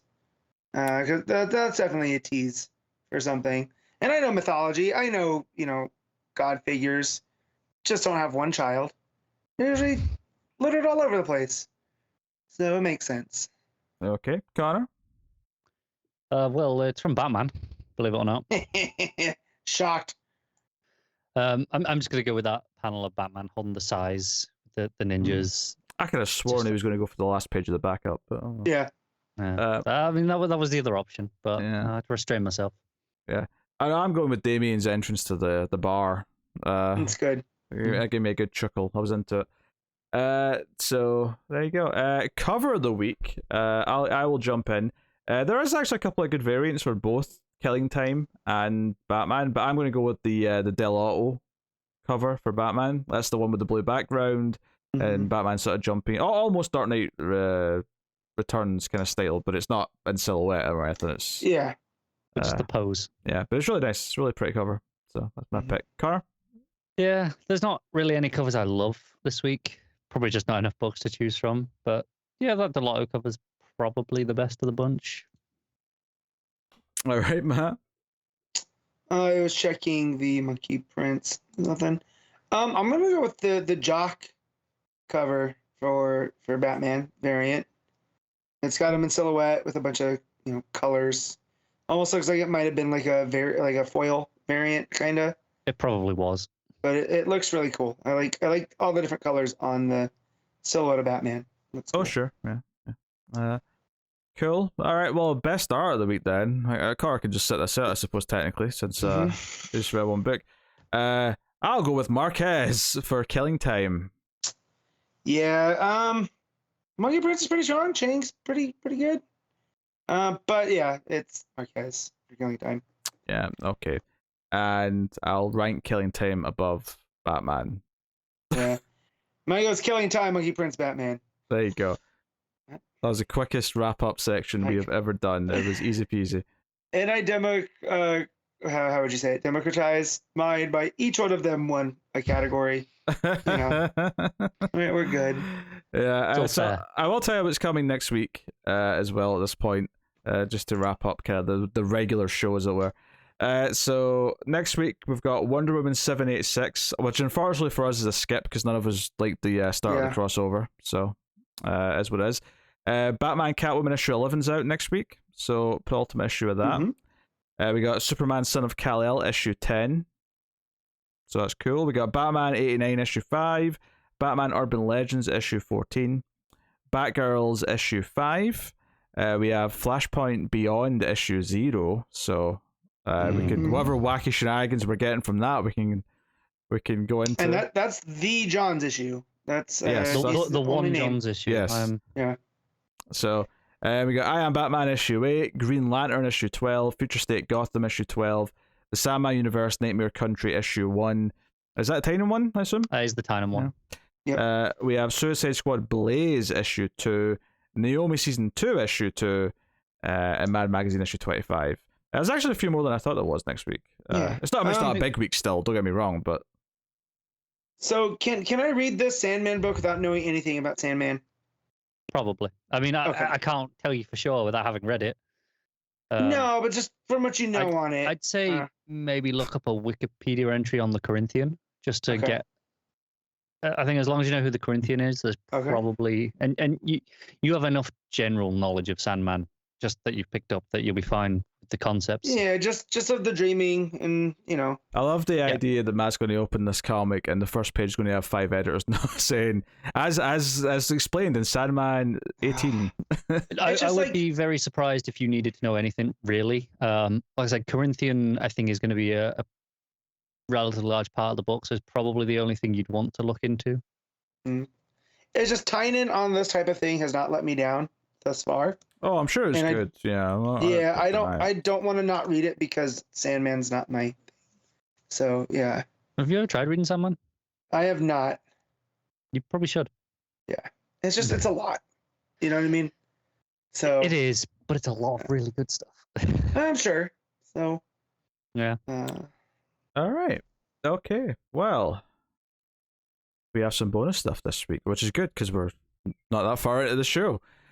We have a vote and some results of that vote to go through. And it was such a varied amount that what we're going to do is I'm going to go through the top 10 artists as voted for by our audience, then top 10 writers. And this is all since the start of the show. So this is the start of Rebirth. This is from May 2016 up until now. And there was one or two sly people who tried to put in something that definitely did not happen in that time. The one person who put Green Lantern by Johns, I'm like, nice try, but definitely did not exist. Me, guys. Yeah, makes a change. So and there was at least one other one as well that threw me. I was like, wait a minute, that's not from this time period.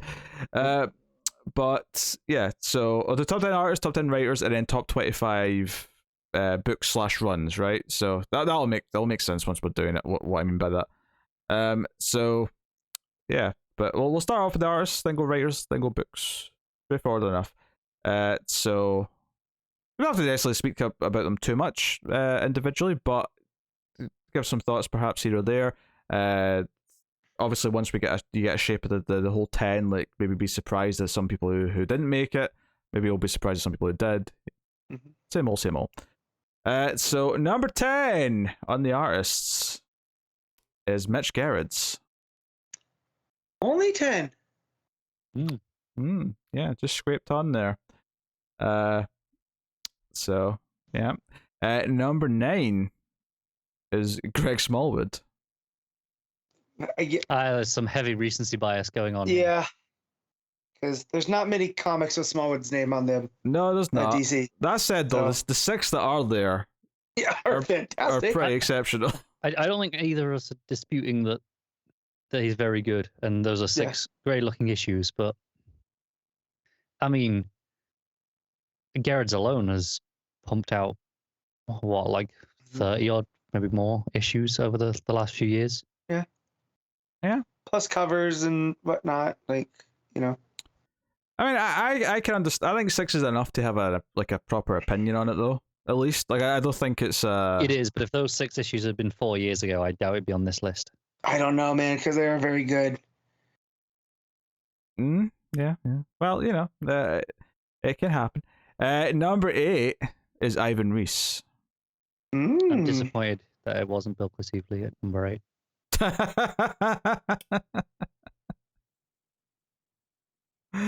People messed up. It's people. I mean, Ivan Reis is good. He's kind of like he's like the dependable king of DC house style, I guess, in a lot of ways. Which is it's good. I'm never mad that Ivan Reis is doing art on a book. No, never mad. Am I surprised that he's higher than Mitch Gerrard's? Yes. Yes. Yes, I am. So Broad appeal apparently has its benefits. there's definitely some surprising things on some of these results. I will say that. Not enough people follow Mitch on Twitter, because if they did, he would have been higher. I agree with that. Number 7 is Dan Mora. Again with the recency bias, but I'm not going to argue it because everything's been so good. At least he had like a lot of stuff on Detective, Future State stuff. It's kind of over a year of ongoing stuff. Yeah. At that point. Yeah. He's been pretty consistently doing stuff for the past year or so. Mm-hmm. And I love his art, so I mean, I certainly don't argue with this. I'm pleasantly surprised, if anything, to see his name. Basically, what we're saying is everyone who voted for Dan Moore on this should go and read Once and Future. Mm-hmm. If you haven't. Yeah, if you haven't already. I have no opinion on this subject. Missing out some great Dan Moore art. Go read the first arc of Firefly. That's Dan Moore art. And, King Arthur. Probably worth reading just for that, let's be honest. Yeah. Mm-hmm. King Arthur in a way I've never seen before. Literally. Ugh. Yeah. Ugh. It's so good, though. What if I tell you he's a zombie, Pete? It's not enough. It's not enough. There was just nudge it up just a little bit of interest. If you told me he was a cyborg, we would be talking, but zombie? I haven't made it to the third trade. Something that's very much in play. I'm just saying, can't rule things out. All right. Yeah. No. Oh, but Dan Moore made it. Number 6 is Doc Shaner. Yeah. I'm surprised he's not closer with Garrett's. Like, people don't view them as a package deal because of I think Strange Shaner's Adventures. had his own identity long enough before that. Yeah. I think people knew who Shaner was before he was half the team on They probably knew Shaner before Rebirth as well, for a lot of people. He drew one of my favorite issues of all time in the God of Light from Dark Side War. The Dark Side War stuff, yeah. Yeah. So. Yeah. Number 5 is Howard Porter. Wow. Flash bias. There's a lot of him over the Rebirth, Connor. Like a lot. I mean, I dispute the authenticity of this list. I like Howard Porter more than Carr does. I still think it's a wild name to make this top 10. Me too. This list has no meaning anymore. Garrett's at 10, Porter at 5. I don't know. But hey, everyone's tastes are different. And sometimes tastes are wrong. Uh-huh. Yep. Well, just wait until you see who's not made the list. So number 4 is Jason Fabik. Okay. For the 3 Jokers? Is that what we're giving him? I assume so. Yeah. The button? What else? What else has he done in the last 6 years? Yeah, the button. I was going to say, he definitely did some issues. Batman stuff early on. Yeah. Did he not do any tech stuff in Rebirth? No, that was all pre stuff. I don't think so. No. Yeah, it might be just those issues. Yeah. I mean, hell, at least one person did give points to 3 Jokers for the best book. So, I mean... we have some weird Rough listeners. times. Yes, who we appreciate. We do, but they can be weird. It's kind of interesting seeing kind of like on a broad spectrum, like how much our core listeners agree or disagree, especially when it's something we all agree on, which is fair though, because I've said in the past, reviewers that I disagree with consistently is just as useful as reviewers I do agree with, because I know if they despise a book, I might like it a lot. So that can be just as useful. So what this you're just saying reminds is me of sometimes we should lie and give the opposite opinion to trick people into reading books they won't like. Is that what you're saying? This just reminds me of peak pandemic when I was watching bad movies and Pete yelled at me to stop. Yeah, because there's so many good movies you've not seen and you were just watching trash after trash. Trash is easy to watch. Exactly. I don't have to think about it. There's a healthy balance. That's all I'm saying. Well, I watch like shit like Riverdale, and I'm gonna watch that Reacher show. I don't know. It looks terrible, but I don't have to think about it. Just put it on. Riverdale is my perfect form of trash. I saw the thing for the last next season or whatever it is. I'm like, what the hell is going on? You retweeted that of this is, or maybe I did, and you saw it. No, I think I retweeted it from someone else. I'm just like, I don't understand. This is really happening on the show. And Pete, it sounded like all made up things, like someone just reaching. You know, I don't even know if I'll find it now. They just put a bunch of random words in a hat and pull like 5 out and say, okay, that's our plots for this season. Right, and then right underneath it goes, I'm not making any of these up. These are all real story points this season, and I cannot wait for them to all go up on Netflix. Yeah, here you go. Riverdale has returned for a 4-month hiatus after its multiverse story with the reveal that Archie and Betty now have superpowers. After losing his hearing, Jughead will have a sort of version of the Daredevil story in the next episode of Riverdale. Wait, So do Archie and Betty actually have superpowers now? I don't know. I'm not up to date. Because Archie already had superpowers. He wrestled a bear. All right. When I watched season 1, it was ridiculous, but there was no superpowers. It got way more ridiculous after season 1. Also, Cheryl is possessed by her dead ancestor, who's a witch. I saw that on there, and I'm like, yes, Sabrina showing up. Hook it to my veins. Oh, Jesus. All right, back to this top 10. Back to this top 10 artist list. Jesus. Number 3 is Gary Frank. Okay. Yeah, I'm pretty sure it's just Doomsday Clock, but that's well deserved, and some covers. That's yeah. I think one big 12-issue book is more like this. This should not all be counted on just how much the artist has done. No, I'm not counting on that. I'm saying I don't think there's anything else major that he's done. But you've said that for like 6 of these names. You've said and went, well, this was like only 5 issues. I'm not gonna argue Gary Frank. I literally have said it for 2. Because everything Frank does is always so detailed, and it's worth the wait. You know. I agree. So. Someone's dropping something. But yes, Hot Gary takes. Frank is dropping hot takes. I don't know. This list with Howard Porter, apparently. Oh dear. Number 2 is Jorge Jimenez. That's well deserved, yeah. Mm-hmm. It's probably a bit higher than I'd like compared to some of the other names that I could have. Like I would definitely have Garrett's up a bit higher. I'd definitely have like I can think of other names that I would have on this list that I'm assuming are not on here at all, but that I would have over Jimenez. But Jimenez definitely deserves a spot on the list. Mm-hmm. Yeah, don't disagree. Yeah. Yeah, well, I was going to say some names that I think that didn't make it, should have made it, but I should probably reveal number 1 before I start doing that. That would help. Yeah. So yeah, number 1 is Bruno Redondo. So that's fair. Yeah. For as weird as some of our listeners are, they are also like a clock. Spot on. I can't possibly imagine who might be the number 1 writer. Yeah. Yeah. Well. Yeah, that's why I put out here that I mean that's doesn't really bother Cora as much, but Matt, did you notice that Fornes isn't like no Fornes, no Blanco. What are we doing? No Blanco. Yeah, no Liam Sharp. No Nicholas Scott. Bilquis Evely. No Evely. No. Yeah. So I mean, it shows obviously there's a lot to choose from for start. Yeah. Like I mean that's a good thing, but you know, I mean, there was always a chance I thought Bogdanovich might sneak on. in there. I'd have been maybe a little bit more surprised, but then again, I doubt Howard Porter surprised. Yes, exactly. I'd have been less surprised to have Bogdanovich on there. No Perkins after Jimmy Olsen and Swamp Thing. I mean, I'm not surprised Perkins didn't quite make it, but yeah, Lois is the one they did. Yeah, not Lois. I'm sorry.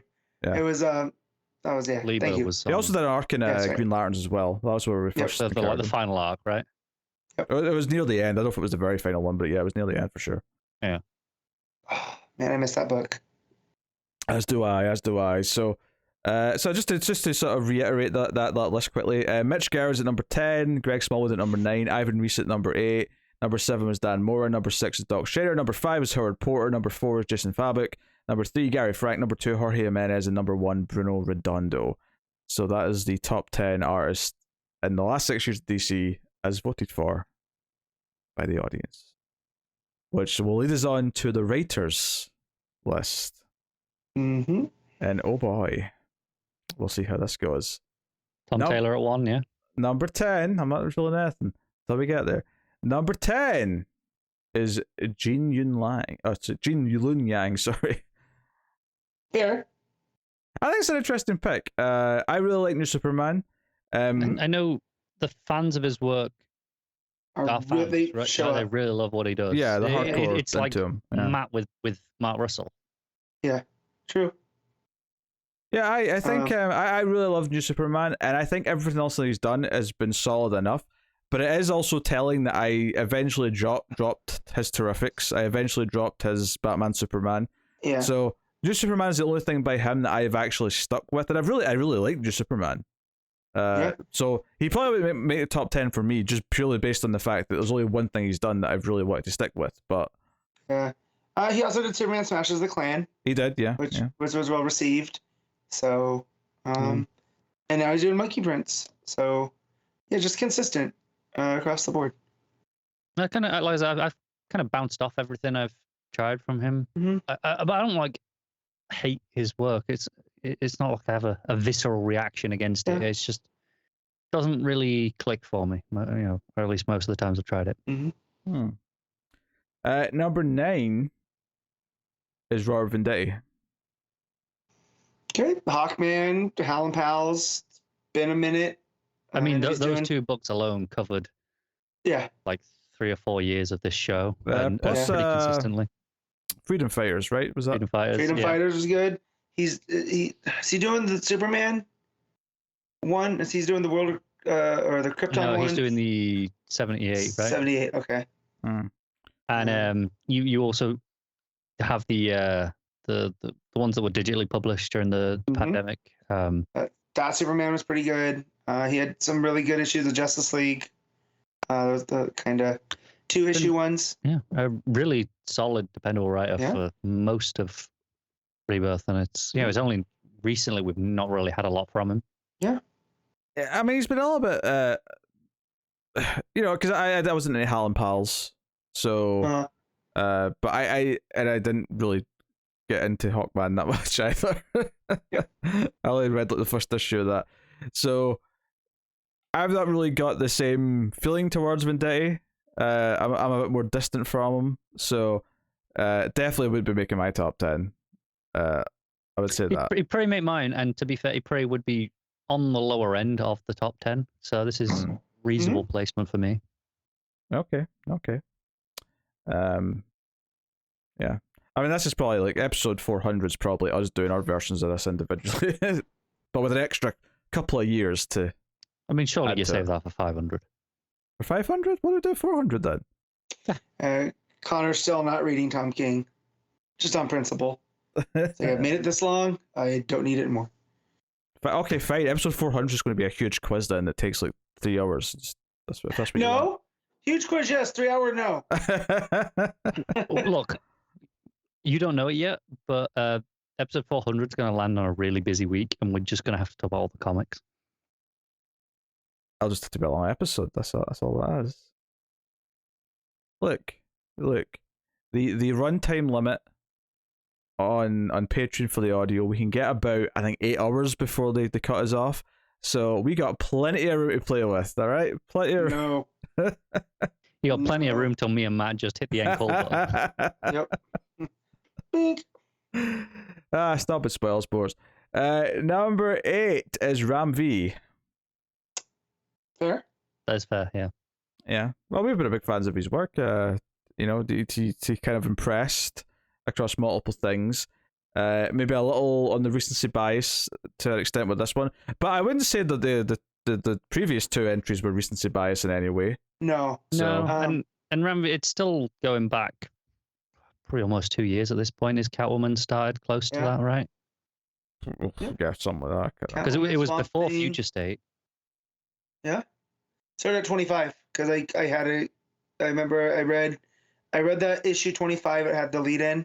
It did. You're right. And so I was like, I don't know if I want. And then it was into the 30s when I decided to get caught up. So yeah, it's in the low 40s now. The book, obviously, it's not him anymore, but just in terms of like how long ago that was. Yeah. So now Ramvy's a good pick. Lovely Swamp Thing. Excited for whatever he does next. Number 7 is Scott Snyder. Wow. I mean, Justice League. That makes sense to me. Justice League, the Metals. Yeah. I'm surprised he's not higher. All-Star, Is what that WoW was. All-Star Batman.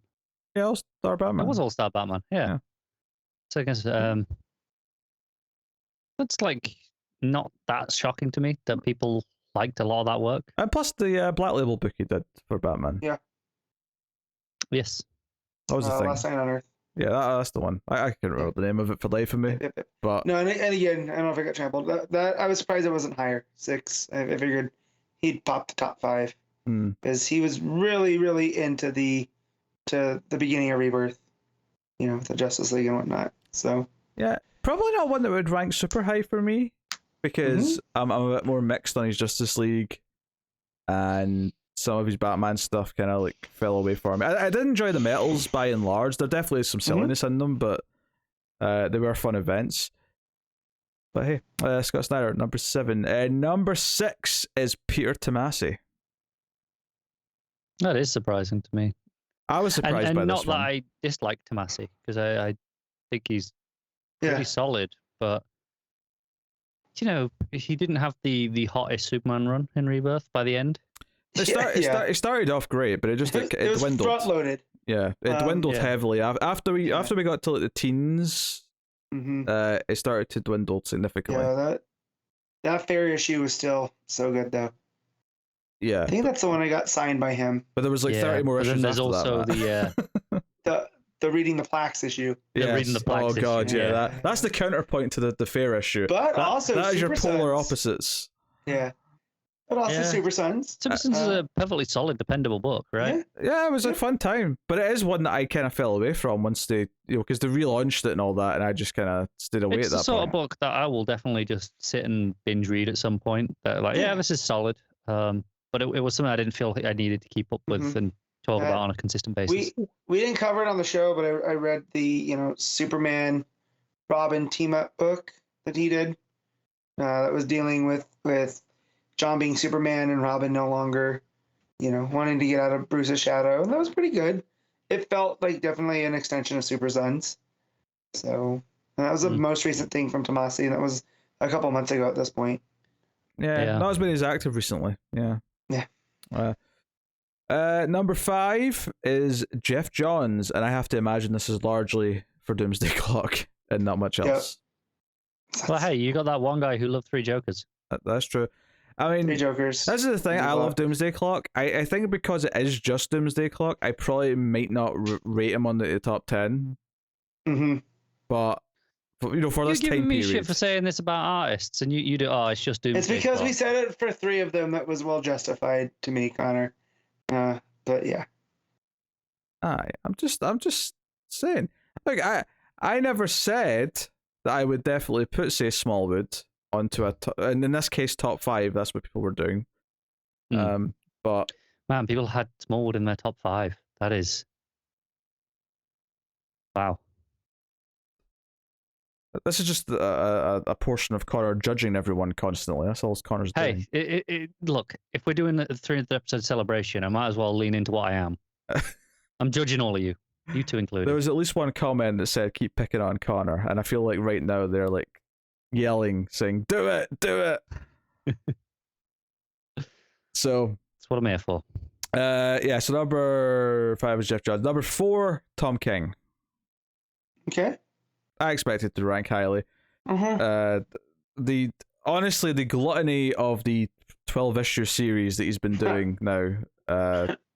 Rorschach, Human Target, Strange Adventures, Mr. Miracle. It's a embarrassment of riches. And yes, there's Heroes and Crisis. Yes, the Batman one went off rails a bit, but still a pretty impressive lineup.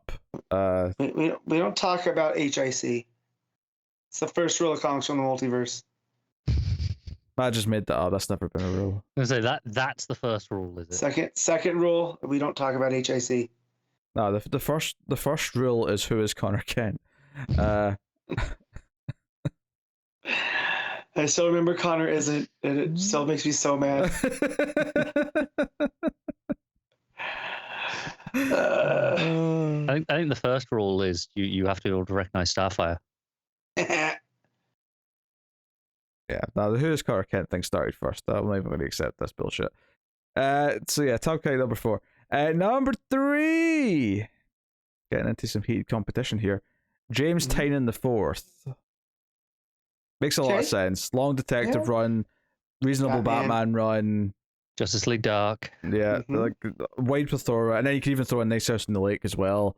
It's been a staple at DC since Rebirth, and driving a lot of things in a few different corners. And he claimed he claimed he was leaving, but then they pulled him back in with a Sandman thing. So I'm hoping they just keep no. There's one more thing. He's a dull little dream project for you, James. You don't want to go completely. Come on. Well, and he plotted, or at least co-plotted, the DC versus Vampires, right? So his name's still. I think that was all his idea, and then because he stepped away, someone else kind of Rosenberg took over. Yeah. So that's cool. So that's number 4, or sorry, number 3. That is James Tynion. Number 2 is Tom Taylor. What? Who the hell's number 1? You'll find out in a minute. We've already had Tom King. Those are my two predictions. If you say the name, I think you're gonna say number 1. I'm gonna lose it. Wait, what name? What name is my gonna lose it at? We'll get there. Because surely the only one left I can think of is Williamson, but surely not.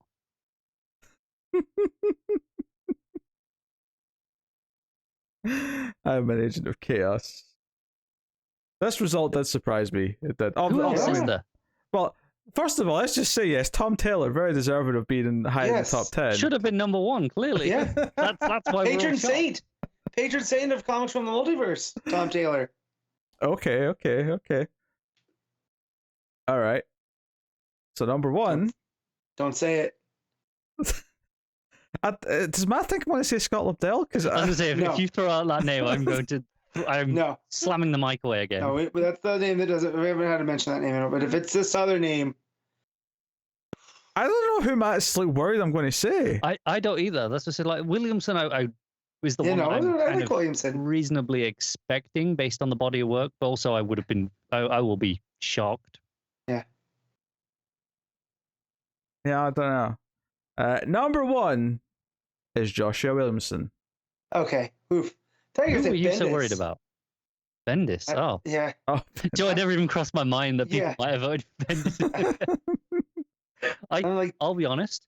I forgot Bendis worked at DC. Yeah, not a lot of points for Bendis. I am surprised at Williamson winning, and Williamson getting so many points that kind of shocked me a little bit.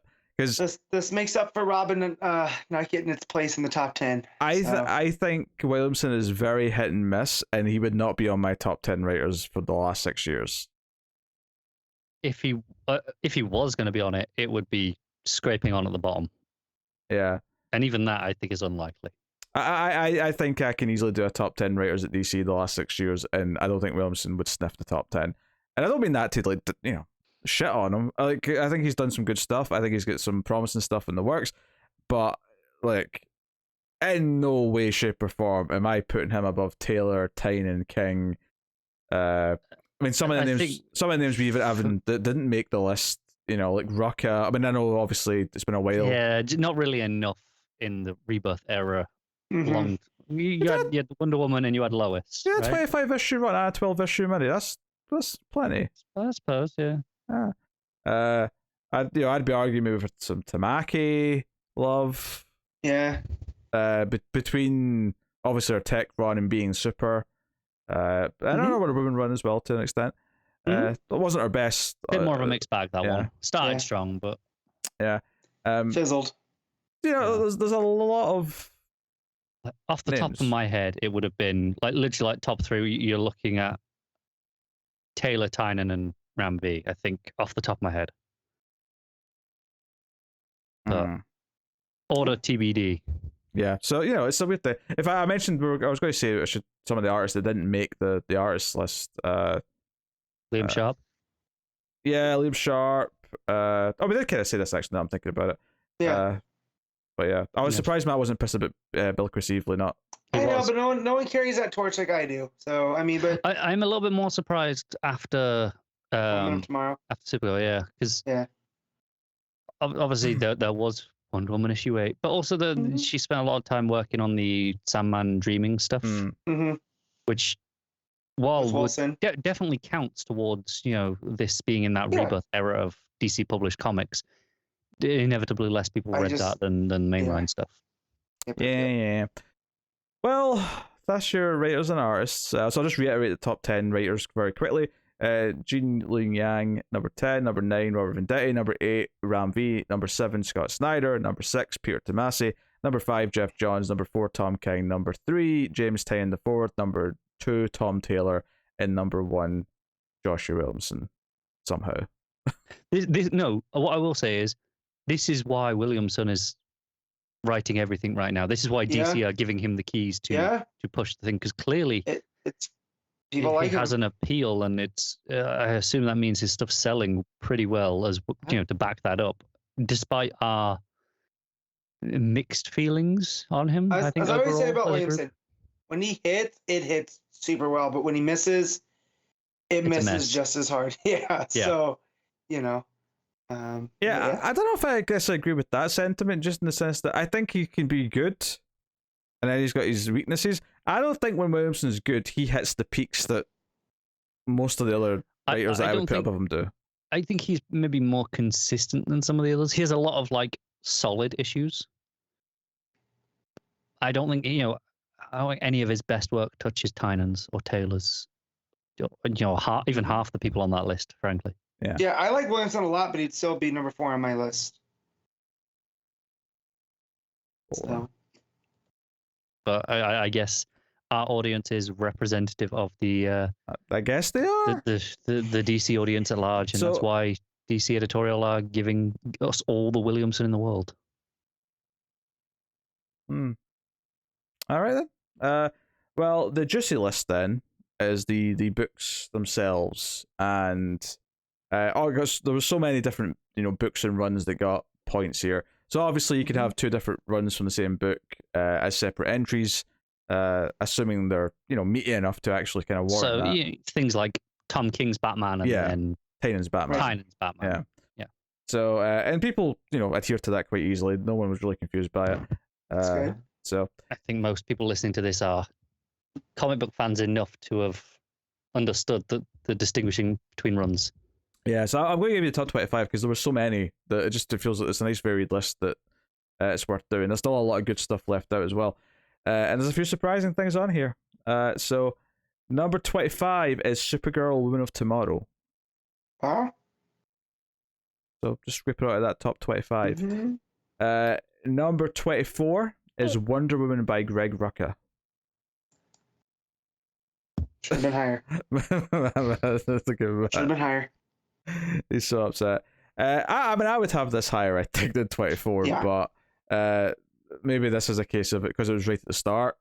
People have let it. I would have had it higher as well, and you've got the thing as well that it's essentially 2 runs because you've got the year 1 stuff and then the other stuff as well. But no, it is excellent though. I am glad it made it in some form. Number 23, this one's a little surprising, and it is a recent-ish one, but it is Robin and Batman by Jeff Lemire. Okay, I mean, had that win art too. So, if anything, I'm a little bit surprised Lemire didn't sneak onto the writers list at all. I think that is a case of him just not having that much, because I mean it's that 3-issue mini. What else did he do since the start? He had Terrifics. Yeah, okay, he had Terrifics for 12 issues or whatever it was. Yeah. That's pretty much it, though. Is it not? Is it? Maybe the odd one or. Well, he's obviously got the current Swamp Thing as well. They only had 1 issue of, but. Oh yeah, of course. We've had that. I don't know if there is any more. I'm kind of blanking at the minute, to be honest, but. It's definitely a late amount compared to what he's done in the past, though, because during New 52 he was very active. Yes. Yeah, definitely. So. That's number 23. Number 22 is Superman Smashes the Klan. So that's an interesting one. Do wonder how much of these are going to be miniseries by the end, like the top half of the list. I don't know. We'll see. That's not even a miniseries. Well, no, it was. It was released as 3 issues, wasn't it? 3 issues mini, yeah. Yeah. For some reason, I was thinking that was one of the young adult, like straight to graphic novels. No, but it is in that style. It feels like one. I think they collected it with those, but it is a 3-issue mini originally. Okay. Number 21 is Aquaman by Dan Abnett. Okay. That's fair. Yeah, I like this one quite a bit, and it. Another consistent one, you know. And it built and it got better as well, which I really liked. I was really fond of that stuff once Cedric was on board as the artist, but even right before that with the horror stuff, like I was super into. So, it's kind of weird now. I mean, there's like Aqua minis happening right now, but we don't have like a proper Aquaman ongoing. So, it's about to start, right? Aquaman. Is that ongoing? I think so. I believe so. All right, fair enough. Okay, I stand corrected then. I think we're just kind of out the loop because we didn't read all the minis, and this is kind of following on from this era of Aquaman content. Yeah. Okay. Well, I miss having an Aquaman that I was into. To give something more accurate. But that's number 21. Number 20 is Strange Adventures by Tom King. Mm-hmm. A little bit lower than I had maybe thought. Lower than expected. Yeah, but, I honestly thought this would be higher. But that maybe shows that there is maybe some variance in the audience, and some people do skew towards more the mainstream comics. Swear to God, if Williamson's Flash is the #1 book, unless the more arty books. They go, hey, quantity over quality. That's what they would say. I don't even know if it's necessarily that, but I think some people just like mainline continuity and just being part of that larger whole. Yeah, no, not everyone's going to be at the Black Label stuff and the 12-issue prestige books, and that's cool. That's fine. I know Tom King posted a thing in his newsletter recently about being in continuity or not with his Black Label books. It basically boiled out of the controversy of the Last Human Target issue. Mm-hmm. And it basically boiled down to him going, sure, there's some of them that are explicitly not or explicitly are, but for the most part, he goes, treat them like Killing Joke. They're not continuity unless people decide later that they are. Here comes Pete's writing campaign for Guy Gardner. So yeah, basically his response was, if editors, creators, and fans want this to be what happens to Guy Gardner, essentially, this is what will happen to Guy Gardner. Okay, that well, will end up being written into continuity. From this point forward, the start of every episode of this show is going to have just a big text screen saying Guy Gardner is dead. Should not like my it's like the ending card from Quantum Leap. Yeah. Part of me, I'm not sure if I'm glad that spoiled for me if I ever watch Quantum Leap, that I know that because it's one of those things that gets shared on Twitter so often that I've seen it multiple times. So I won't say what it says for the audience. So keep your mouth shut, Matt, because Matt, you're prone to spoiling things, as we've recently discovered. Yes, I know. Also, when I'm very, very tired. I'm not that tired today, so I'm good to talk around things. The coffee's kicked in by now, is what he's saying. Yes. But yeah, what I think you drop in a title card at the end of your show, just like such a bummer. But yeah, so yeah, that was number 20 with Strange Adventures. So yeah, interested to see that a bit lower down. I would definitely have that much higher. Number 19 is Super Sons. Wow. I guess it has its audience. Oh, yeah. Sees why Tommaso is up near the top of that writer list. Yeah. Number 18 is Justice League Dark by Tynan. Hell yeah. Mm-hmm. Sure. Okay. Number 17 is Deceased. Oh. Yeah. People just said Deceased. I just kind of took it to mean all of Deceased. As a whole, right? Not, I would too at that point. Yeah. Unkillables, though, is probably my favorite of those. I think we all agree with that, right? Yeah, I said that too. Yeah. But yeah, good stuff all around. Number 16 is Green Lanterns by Sam Humphries. Okay. Makes sense. Yeah. Missed that book. I missed that too. I kind of hope Hal & Pals is higher than that now on this list, but I preferred that overall. Yeah, but you're wrong, so. Well, let's see if the audience agrees with me. Well, we shall see. We'll see. I don't mind telling them they're wrong. No, I don't either. I just did it like 6 times. I love when Pete's voice goes up like that because he sounds like a sketch character. We shall see. Number 15 is Rorschach. So another Tom King prestige book. The third one on this list. Again, Supergirl I expected to be a bit lower. I think this and Strange Adventures I expected to be a bit higher. So again, maybe that's the contrast between our taste and maybe other, some folk who just really like the mainstream like continuity stuff. Maybe there's people who are just like me who are just not so hot on Tom King. Oh, wrong people, you mean? Yes, yes. I mean, Rorschach is some of my favorite thing Tom King's done. So, Yeah, great thriller, great mystery and character study, great stuff. Number 14 is The Swamp Thing by Ram V, obviously. Okay. Yeah. Excellent. Still going. So. Yeah. Please, admittedly, yeah, maybe a little recency in this one, but 12 issues though, plus the future state. Oh, 10. Oh yeah. 11. 11 issues plus those future state is what we had, right? Yep. Yeah. So that's a reasonable chunk still of a run. Mm-hmm. Yeah, I mean that I would still stick up for it based off of just the first part before season 2. That's. Yeah, I love it. I mean, I don't know if I'd put it above, say, Rorschach and Strange Adventures, but like I would. I do love it. Well, I know you would. Yeah. Yeah. Maybe not over Rorschach. But yeah. Yeah, so that's number 14. Number 13 is Justice League by Scott Snyder. I can get behind this. I wasn't as hot. I thought it was a bit all over the place, but as it kept going, but I think it's a good example of like, this is what DC Comics has been for Rebirth. I think it encapsulates a lot of the approach and the style of stories that we had in the mainline continuity. That is not obviously the side weirder things. Yeah. Okay. Yeah. But yeah, so that was a good 30 issue run, something like that. I can't remember the exact amount. Plus metals. Yeah. Which are not included with it. Metals are their own thing, but yeah, but they're kind of in the Snyder Justice League canon, aren't they? Yeah. They weave in. Yeah. Yeah. Number 12 is one that I didn't read. Is it Hawkman? It's Hawkman. Yeah. Good job, guys. Yeah. This. I mean, if anything, deserves to be a top 10 book, but I'll take 12. All right, we're getting really juicy now. Number 11, Suicide Squad by Tom Taylor. Okay. That's fair. Yeah, I can live with it. I mean, I love the book. But if I'm only picking one or two Tom Taylor books to make it to the top 10, would Suicide Squad be one that I fight for?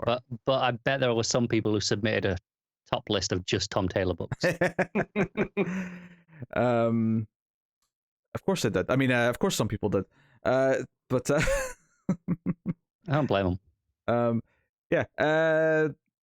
So yeah, Suicide Squad number 11, and number 10, The Human Target. This is recency over the other Tom King minis. Maybe it is recency, but I also do think it's excellent, and it might end up being my favorite by the time it's done. Which is fair, but if it has a poor ending and tanks, right?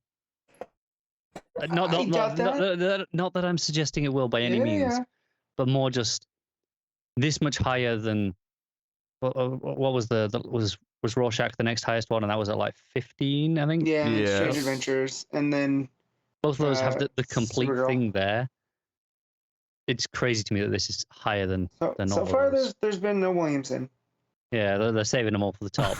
Yeah. I am glad though that in theory this means Mr. Miracle is the highest rated of the Tom King minis. Maybe. Because that's the one that I would want to be the highest personally. That or it's not there at all, which is much more concerning. Because being that's the only one that I've read. I read. I know your Strange Adventures. And Strange Adventures, yeah. So let me have my joke. No. Number 9, Mr. Miracle. Oh, there we go. I'd fight for that being higher, but honestly, all the Tom King books, except maybe Human Target because it is still only halfway through, but like all the Tom King books, I would nudge up a bit. Like all of them. In some cases, Rorschach I'd have much higher because I think that's arguably the best one. Arguably, I don't know yet. I'd have to think about it, but arguably.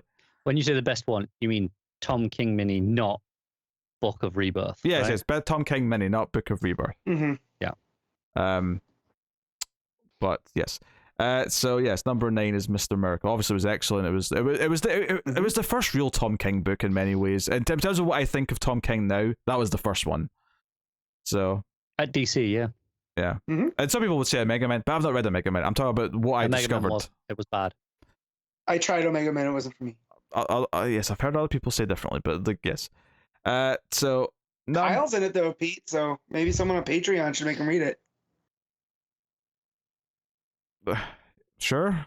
It doesn't sound that much like torture unless your two attitudes end up translating to me. Number 8 is Superman by Peter Tomasi. That's too high.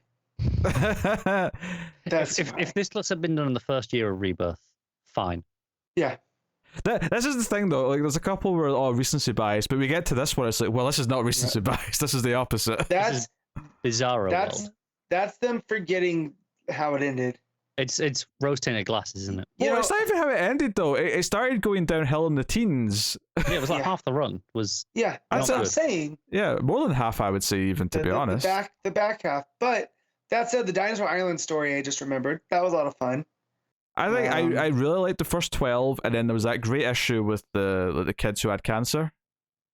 Mm-hmm. Which was a one-off somewhere in the middle of the run, but I thought this really went downhill after a bit, so I would not even have it in the top 25. I remember us all sharing that opinion when we did our annual episodes. Like the first year, that was like top spot, or like 1 or 2. It was right up there, and the second year it was like, well, that kind of fell off a cliff. Yeah. So we all felt that way. So I was surprised to see some people do still hold that in high regard and like the whole thing, which fair enough. Part of the reason of us all shout, I mean, obviously we have differing opinions, but at the same time we all still became friends because there's obviously some amount of overlap. So naturally there's going to be some things all three of us agree on that don't necessarily line up with everyone, and that's okay. But yeah, Superman by Tomasi at number 8. Number 7. Interesting. That's actually really funny. This is back to back. Action Comics by Dan Jurgens. Okay. It's another one where that's a solid mid-tier run, but even at the time it was just a mid-tier run. I think this would get on my top 20. If I was doing a top 25, and it's hard to imagine what my top 25 would be.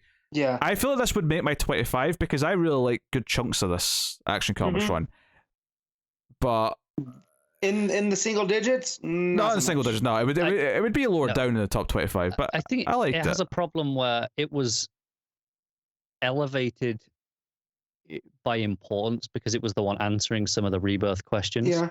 Because that had the But that wasn't my favorite stuff though. My favorite stuff was see when it was like the Zod and his whole family and like so all the super family came together to fight them. Like that was my favorite arc of that run. I'm not I'm saying I think in the zeitgeist of people. It was the Mr. Oz, it was the Mr. Oz, the Superman Reborn. Like those elements kind of gave it extra weight as opposed to some of the other books at the time, and that's probably stuck with people a bit more. Yeah. I am pleased that even if it was just only narrowly, I'm kind of pleased it beat Tomasi's Superman though, because I do think ultimately it was the better in the long run. Yeah, no, you're not wrong. Yeah, agreed. Even though it started with because I mean that started with the Doomsday arc, and it was like, this is like we're doing Doomsday again. But after that, it kind of was like, this is the solid book. This is the dependable book. It was rarely flashy. But Yeah. It was usually solid. Yeah. So that was number 7. Number 6, Robin by Joshua Williamson. Okay. Man, these people are crazy. That is too high. That's good. It might be too high, but that was like a fine placement for books in the last year, not for books of all of Rebirth. Yeah, I mean, it may be my top 25. I may just scrape out my top 25 at the current status, but not number 6. That's just, man, what seal does Williamson have with the general public that we don't know about? I don't know. But that's number 6. Obviously a really good book, but it is really a bit high. Number 5. Action Comics by Philip Kennedy Johnson. Okay. Here's the thing. This is also only, a chunk into his run. But all of us have got this feeling that this is an all-timer. if we're counting the Future State stuff as kind of part of this run, which I arguably would, given it's in the War World. Technically, you also include a couple issues of Superman, but that's not really neither here nor there. Yeah. We're about a year and a half at this point coming up on. If you worth of issues, including like those Superman issues. Yeah. Yeah, sure. Yeah. A pretty healthy chunk. It's been pretty special though, and it is kind of like it would have to be disappointing. Like if we get to like the end of next year or 2 years, however long it lasts, and if I have to say, oh, it can't get disappointing the more it went on, and it's pulled a bit of a Tomasi, it will be really disappointing and crushing because the potential and how it feels right now is exceptional. So much higher than some of these other runs of early on in their runs. Yeah, but nowhere near this level. I guess what I'm saying is you could accuse this of recency bias, but I would actually defend this one. Yeah. Well, again, and it's not just us that love it. Like it's like universally acclaimed across the board too. There is a wide acknowledgement that we are in the midst of an all-timer. Number 4, The Flash by Joshua Williamson. Get out of here. There were some really, really good stories. I mean, I have it assigned. The annual assigned behind me. All right. Yeah, the annual's great, and the build up. I'd say the arc or two and the build up to the annual is my favorite part of that run. It's not that long after the annual where it started to nosedive. Yeah. I really like the first arc, and like with G. Domenico. Sure. And it was generally a fun book, but even when it wasn't being the best book, but like there's a point after once we got the Strength Force and once we got the Globetrotting and all the rest of it, and then we got Year One and we got that villain who was like the big bulky one who was like trapped outside of time and was like plotting to like beat the Flash or something. Yeah. All that Rough stuff. Times. Yeah. That's a run that we're talking about with Action Comics where we're relatively early, but it feels like it's something. I feel like you could have said that about the early stuff of Williamson's run, where it's like, but it went on too long and it kind of lost itself and nosedived. So hopefully Action Comics doesn't do that, and this being even on this top 25 is pushing it, let alone top 5. Yeah. So obviously a lot of people love it. A lot of people do like the whole thing because otherwise it wouldn't be here. So, but clearly we don't agree with this placement at all. Not at all. If I was to rate that run as a whole, I'd give it like a 6. I think. Not that I rate comic runs generally, but that's what's coming to mind. Probably a little bit. Yeah, I'd agree with that, and I like Williamson more than you guys do. So I think that's fair. Yeah. So, but hey, people like it. They got here. Clearly, Williamson is appealing more to a wider audience that isn't us, and that's fine. But yeah. So, number 3 is Detective Comics by James Tynion IV. Okay, that makes sense. I can accept this. It was a great run. Although, I really hope his Batman run's not above it, because that'll be. Well, I like his Batman run, but I think his Tech run is significantly superior. Well, we'll find out, shan't we? But no, his Detective Comics was really special at the start. It was kind of like this dream book that many of us had wanted forever, and it had great villains. It had great plot ideas. It was a good about 50 issues, something like that. It just kind of ended probably around the right time. I could have probably used some more, to be honest, but it ended and it was a nice solid run through and through. Well, what's important though is he didn't Williamson it. He didn't Williamson it. True. You could equally call it Tom King in it, to be honest, because they both kind of fell down around the same time. Yeah, it was roughly around the 50-ish mark, wasn't it? It was just after 50 on both cases, yeah. Where they started to sort of stumble. Yeah. And then by the time you got to the end of both runs, it was like, oh, please God, let these end. almost an argument against double shipping. Too much story. I don't even know if it was double shipping, although it could have been. But I think Well, it was Flash was up until no. But if you took the just the same amount of issues and spread out over twice the amount of time, I think you still have that same problem around that 50th issue mark where it starts stumbling and it needs to be put out of its misery by the end. Yeah. So, but no, all fans of Detective Comics here. No, ill will towards that. Yeah. Number 2, Doomsday Clock. Okay. This is not surprising to me, given our audience, which means number 1 can only be one thing. Right? Oh, don't say it. Don't spoil it.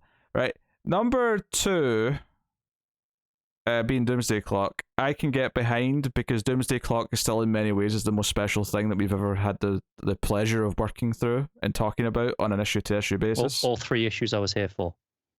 Yes, all 3 issues Connor was here for. True. Pretty sure I only actually missed like 2 or 3 by the end, but yeah. Still funny though. Sometimes when you're not here, I think, have we got any Doomsday Clock? This is 13 out. It's an evergreen joke. Yeah. The sense of mystery, the try to piece things together. Obviously, the art was phenomenal from Gary Frank. What it had to say about the comics medium. Yeah. And the metaverse. And even though it was largely kind of just ignored by continuity by the time it was done, I mean, it was felt a little bit, but not much. It didn't change how important it felt in its own story. In hindsight, are we blaming Didio for what happened with like things just being shifted on into something else? Because it felt like he started wanting to move towards 5G. It feels like an easy scapegoat. I mean, we already like to do that, so yes.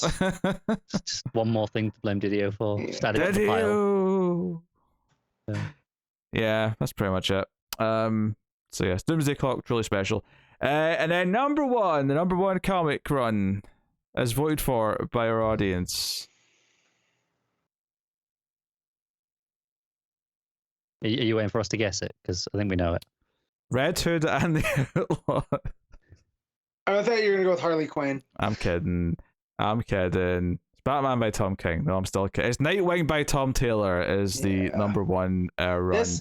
You could argue stuff like you did with Action Comics. Yeah, but you could argue a little recency bias and the fact that it's still ongoing, so it's fresh. But to be fair though, I do think there's a nice mix here. If you look at this top 10 of stuff that's currently active and stuff that's been done for a while, because you go from Nightwing to Doomsday Clock to Tynion's Detective, which is long done, and Williamson's Flash, to current Action and current Robin, to Jurgen's Action, which is long done, to Tomasi's Superman, which is long done. Then the Tom King books that were 9 and 10, one's done and one's halfway through. So there's actually a pretty 50-50 split in the top 10 of books that have been long done and books that are currently halfway through. I would love to see how that. I mean, I know you have the data, but I'm not going to make you do it. Hypothetically, I would love to see the breakdown of if that's like some people voted for all older books or some people were like, no, these are all my favorites right now, and they're just some people adhere to recency bias and others. Well, I'm only doing books that are finished, and it kind of balanced out in a weird way. Possibly. I think the big thing here, though, now that we've revealed all 25, is just sort of throwing out some things that are missing that we perhaps feel like should be there. Ramby's Catwoman. Catwoman is a good show. I mentioned it a little bit before, but I think Supergirl being super, no one voted for that, and I think it would have deserved a spot lower down on the list. Sure. I'm not saying it should be in the top 5, but that was a pretty notable mini for us back when it came out. So I feel like that should have been mentioned. Notably, no Bendis books either. Still, no, not even Naomi, like the first season of that. Not a lot of Bendis votes in general, really. Looking down the list, I really figured Naomi showing up because that first mini was really, really good. I do wonder, like, I know it's, people loved it, you two included. Yeah. I do wonder if maybe some people have soured on it in hindsight, not because of anything that it did wrong. Right. I'm sure the book's still exactly as good as it was, but more just the overdoing of Bendis, especially with Naomi, over the course of the subsequent other books. That could also be overthinking it. It may just be as simple as not that many people read it, or at least not that many people who listen to our show read it. That's possible. Yeah. And that's why it's just which obviously there was a lot more things that they got at some points that didn't make the top 25. In fact, there was way more than double 25 that had points by the end. I'd have had Far Sector on my list. Yeah, Far Sector got some points, as did Catwoman, Ramvi. Hal Pals. Tamaki's Detective got some points, as did Hal and Pals.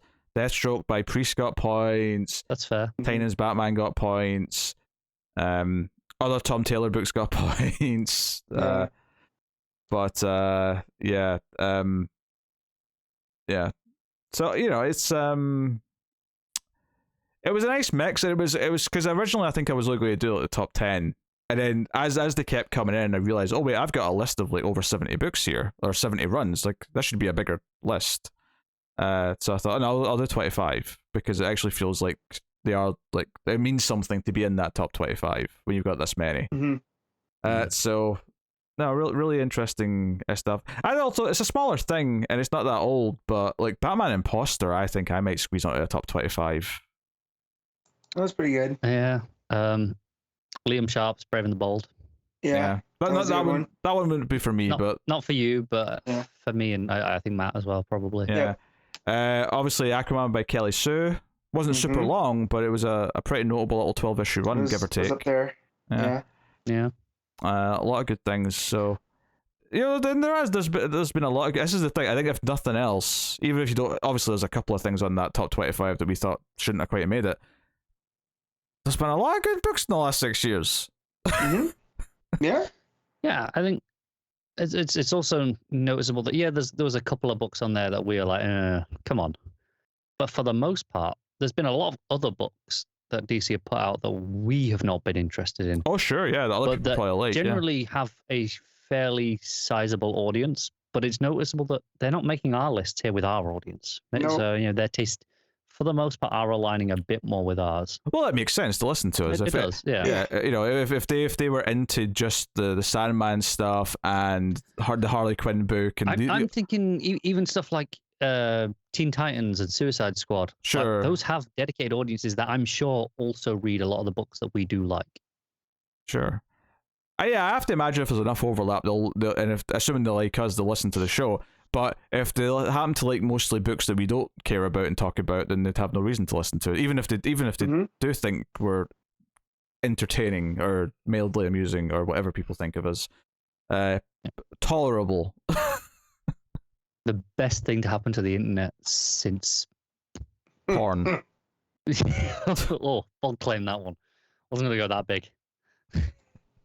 Hey, 3 guys get together and talk a lot about dick. I mean. You're not wrong. No, not at all. There's no lie detected there. Come on. Yeah. So a lot of different things got some points. A lot of books over the last 6 years.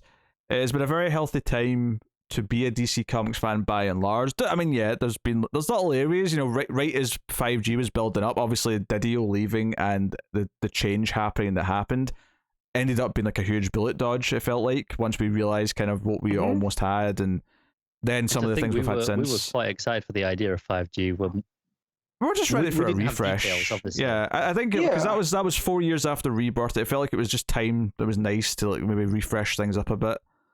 Actually, Joe, what book didn't make this top 25 and absolutely should have? Green Arrow by Percy. Ah, dang, yeah. I forget that was because there's no Green Arrow book now, so it's like. Out of sight, out of mind. There's a lot of things like that. There's no Batgirl book. I mean, there's Batgirls, I suppose, but there's no. Because with the start of Rebirth, we had a dedicated Batgirl book. The Albuquerque art, that's right. Yeah, and Birds of Prey book. Yeah, and it lasted a good, chunk of time, and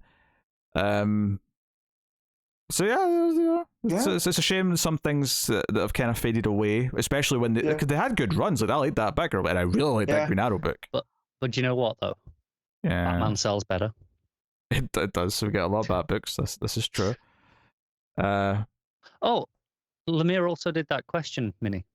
Oh yeah, the mini. Oh sure. There you go. That was really good. So just in terms of other things that Lemire did, it just popped into my head. That was good. Fair enough. Yeah. So cool. Sejic. I'm surprised there was no Sejic talk because we were. Yeah, we were I and guess Harleen, yeah. Arlene, yeah. Harley would be my top 25 for sure. Yeah. That's a top 10 probably. Mm-hmm. In fact, it definitely is. Yeah, it's actually kind of weird. There wasn't a lot of points for Cedric on art. You'd think there would be, but I guess again, out of sight, out of mind. Yeah, it's, because it's been a while since Harleen, and then other than Harleen, it was the Aquaman arc. Yep. Yeah. So, yeah. Obviously, there was a spot in the forums to send in like a comment or stuff. Not everyone did. It was an optional part. I didn't make everyone do it, but there was some some people saying they love when the Tom Taylor button get introduced. Some people, there's a couple of people saying that they only started listening like a year ago or something like that, or like last January, and like caught up over the last year. And just some general nice thoughts and nice sentiments, thanking us for the show. So we appreciate all the nice comments. To the people who do that, because obviously I've gone back and caught up with our podcasts in general, but when our content is so specifically dated, and I'm assuming if you're doing that, you're probably relatively up to date. That's why you started in January or whatever, and you probably started at the Future State stuff last year. Do you then go back and listen to the old stuff and also concurrently listen to the new episode when that comes out every week, or do you just wait until you get back up? I can say from my experience with certain podcasts that it depends on what the podcast does. I've done both ways with different podcasts. Something with ours, like, because it's so specifically dated to this week in DC Comics, if you're up to date, you probably want to be listening to want the new week, ones, right? but then you go back and listen to the old ones because you may as well, because you want... Yeah. That makes sense. But there's always a chance that someone goes back and starts listening and starts reading, not all the books every week, but like, the few that interest them, and listen to the show along as they're reading. So they basically get some conversation about all the books they're reading as they're going along. That's the glorious thing. Obviously, it's not like something you think about too much, and most people are listening to the new episodes because they're reading the new books that are coming out. But there is kind of this wonderful thing about podcasts and reviews for things on YouTube when it comes to comics and TV shows, where you can go back and watch a show or read a comic book and hear the conversation that was happening after each issue without worrying about spoilers because it was recorded at the time. Right. That's true. Yeah. Especially if it's a run you never got to before. And no one's talking about Sam Humphrey's Green Lanterns right now. Yeah. Not at that level of issue by issue. If you want that, to feel like you're still getting that conversation, that experience. Yeah. That's the benefit of when we release them, just individually on YouTube. It's like, this is what this book is. You can kind of work through what you wanted from that time period. And the best part is that because it's not a TV show, you don't have people mistaking it for the TV show and then getting mad. Sure. Yeah, and also to the one person who said that they've got a Comics From The Multiverse bingo card they play with when they're listening to the show. Do they make it a drinking game? I don't know, but email that to us. No, we can never see it. No, because then we'll go drunk with power. It'll influence it too much. No, I won't tell you to, but I'll read it. No, but you can't know either, because there'll be stuff about you on it. I don't care. I won't let it affect me. I'm a professional, okay? mftvquestions@gmail.com. Feel free to send that bingo card. I'm curious. Is one of the things that Wonder Woman issue 8 gets brought up, or just that I bring it up? Hey, that's got to be on there. Look, I always try and get my hit television show Buffy the Vampire Slayer reference on anyway, so it's not like seeing it on the bingo card is going to make me try harder. No. I just want to know because I want to make sure they hit that one today. Sure, okay. Well, they definitely did. I'm sure. We already talked about Wonder Woman issue 8. Yeah. So yeah, we're good. So last thing. Got a wee quiz for everyone. Oh, damn it, I thought I could go and eat. Well, I say for everyone. You do it. I got it for Matt and Connor. So I'll alternate. So there's 11 questions. The first 5 are multiple choice, and then the ones after are not. How many of them are essay response? No essay responses. But obviously, because the first 5 are multiple choice, and arguably that makes them a little easier, there should be a sort of like a time cost or something to decide who gets to go first, because they get more multiple choice questions. I don't care. Matt can go first. Okay, Matt can go first. You'll use this as an excuse when you destroy him, Matt. I just want to eat. So do I. I I don't like breakfast. I want to eat your I need to eat misery lunch. and tears and so on and so forth. All right. So these are all skewing mostly to early Rebirth, because the whole idea is that, I'm sort of testing a bit early in the show kind of thing. All right. Tom Taylor. That's always the answer. There wasn't really a Tom Taylor at the start of Not Rebirth. yet. So, Yeah. So I will keep score. So if Matt gets this wrong, Connor will get a chance to answer, and so on. So, question 1. Matt. Mm-hmm. Who is the antagonist in the first arc of Green Lanterns? Was it A, the Dominators, B, Atrocitus, C, Volthoom, D, the Phantom Lantern?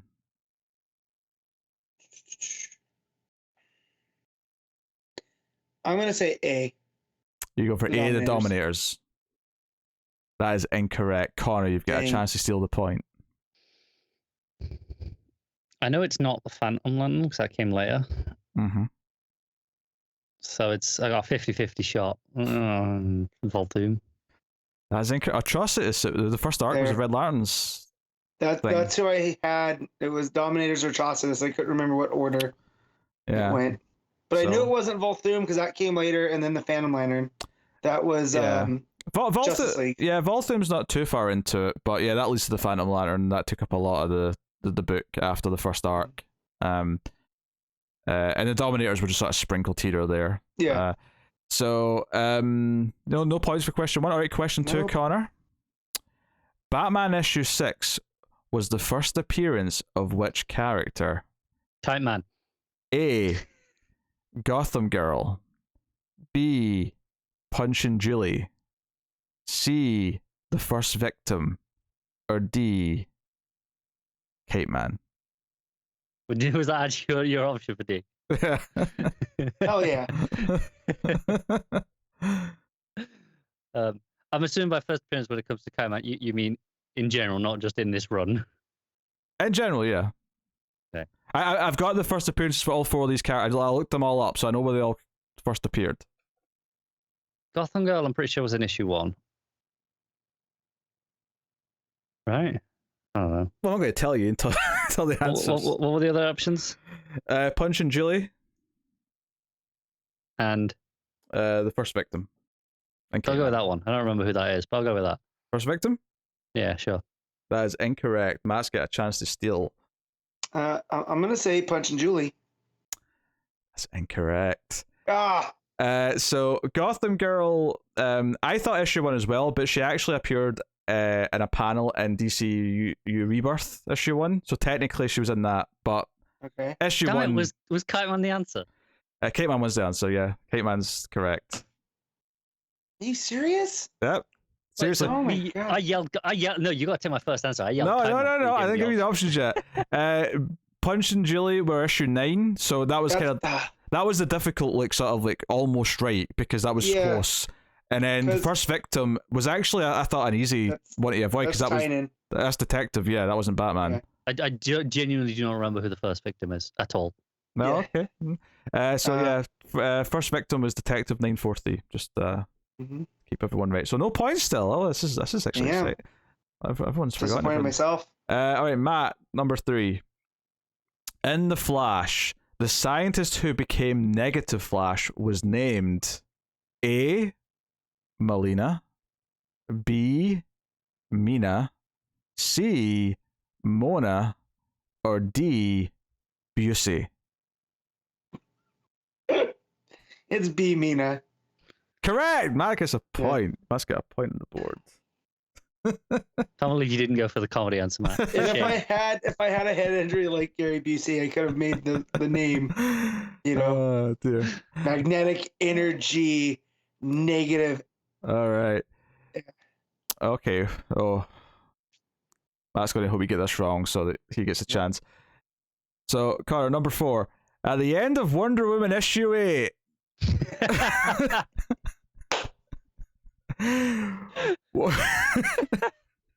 What does Barbara Ann find on the island she believes to be Themyscira?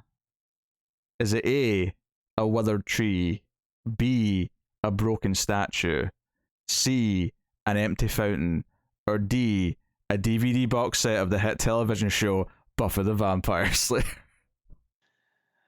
I kind of hope I get this wrong, just because I want Matt to have to get it wrong and be embarrassed about getting something wrong about Wonder Woman issue 8. So part of me is tempted to go for the comedy answer of D, just so Matt has less options to go with when I get it wrong. This is not QI, all right? It would be better if it was QI.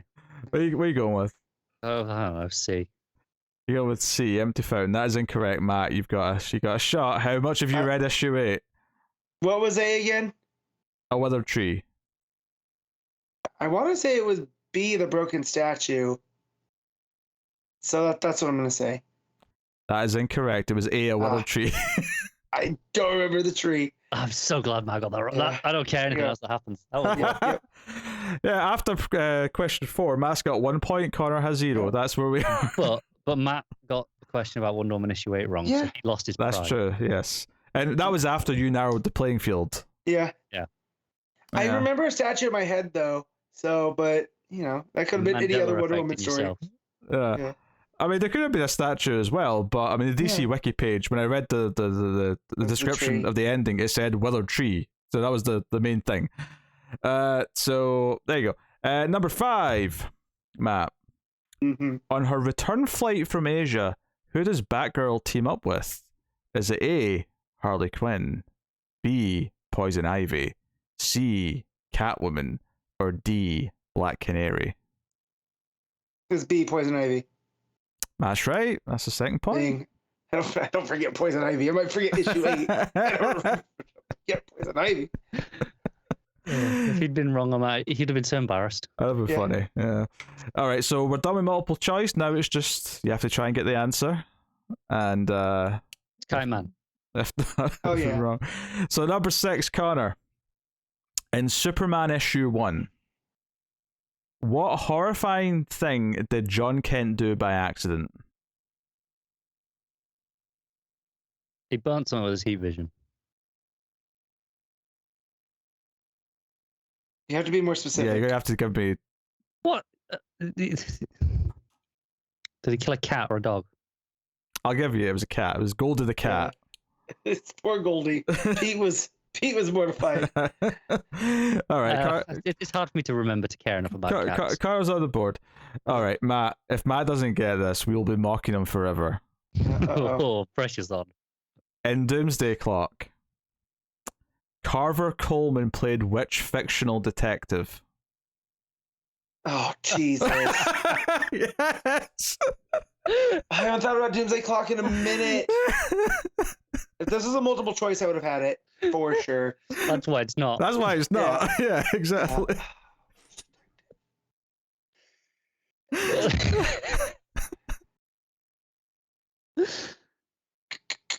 Dang.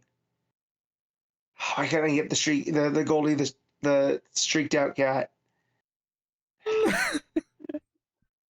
I'm going through the Rolodex in my brain. I'm so glad I let Matt go first now. Yeah. I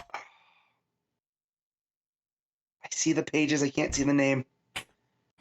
I can't. I got no answer. I'm going to have to offer it to Connor, Matt. Yeah. Oh, I don't have a clue. I don't care. This is funny. All right, well, in that case, if no one's got an answer, the answer was Nathaniel Dusk. That's right. Yeah. In a multiple choice, easy. Yeah. The Nathan Dusk movies. So, there you go. Shoot. So, Connor, given something you said earlier, you might be in trouble here. Oh, Christ. In Detective Comics, what was the name of the team of villains created by the first victim?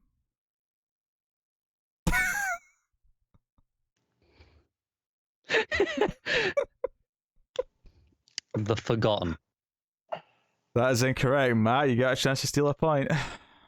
I remember that's where Lady Clayface was. Or Mudface. Not Lady Clayface, it was Mudface.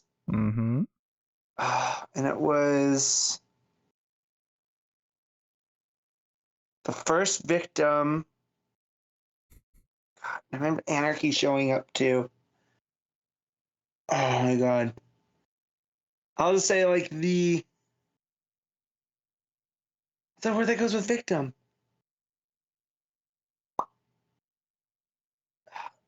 I'll say the unworthy.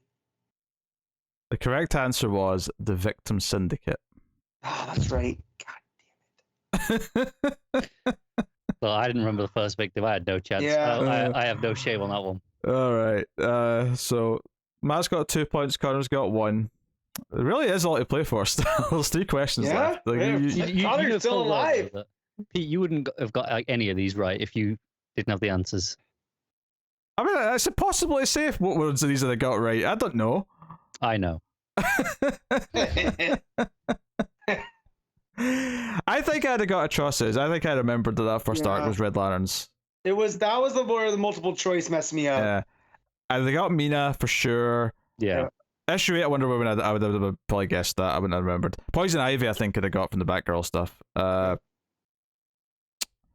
non-multiple choice ones, we'll see. But anyway, number 9, Matt. Mm-hmm.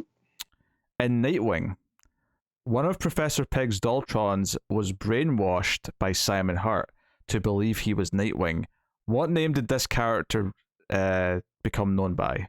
Oh, shh. I remember this. It's obviously Rick Grayson. No. that was because of KG Beast, not the Dollartron. Oh, man. So I remember this is where we started getting the multiverse fracture stuff. And it's not Nightwing, Nite dash.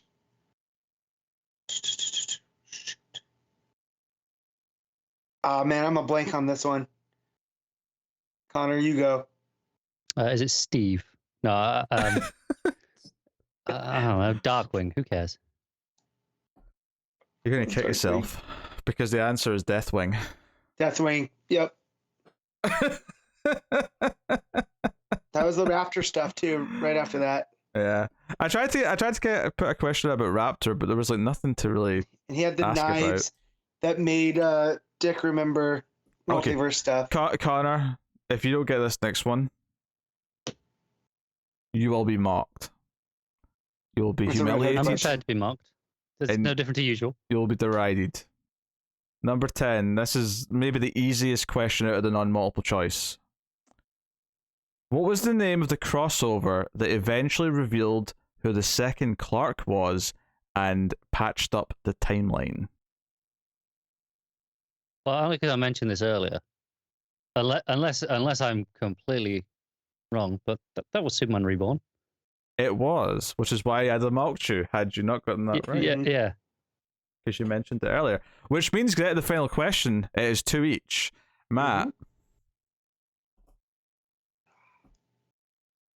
The pressure's on. Yep. What is the name of the villainous group in Green Arrow that controlled the city's money? Oh, it's That's the reaction you want. Yep. So good. It was the black something. Because I'm seeing the tower on their barge. Or the black hole.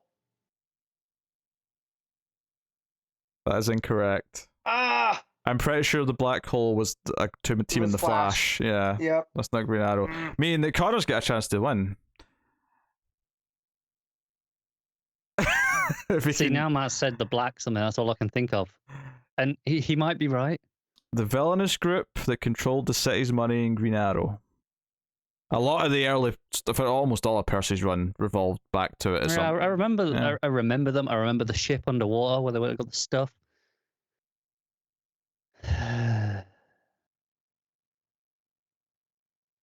See, now all I want to say is like the black hand, black mask. But this is because Matt's implanted that. What? Which one?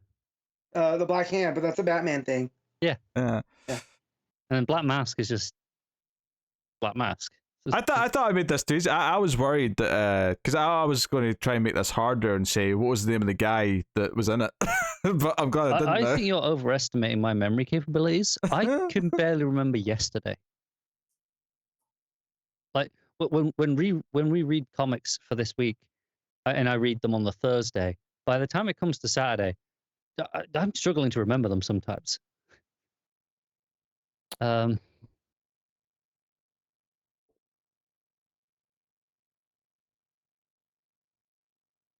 just say Black Mask, and I don't think it is. But I can't think of anything else now because it's all in my head. The answer is the Ninth Circle. Oh, it wasn't the black. It was the black hole from Flash that I was confusing it with. Yeah, you ruined me, Matt. You took me down with it. Good job.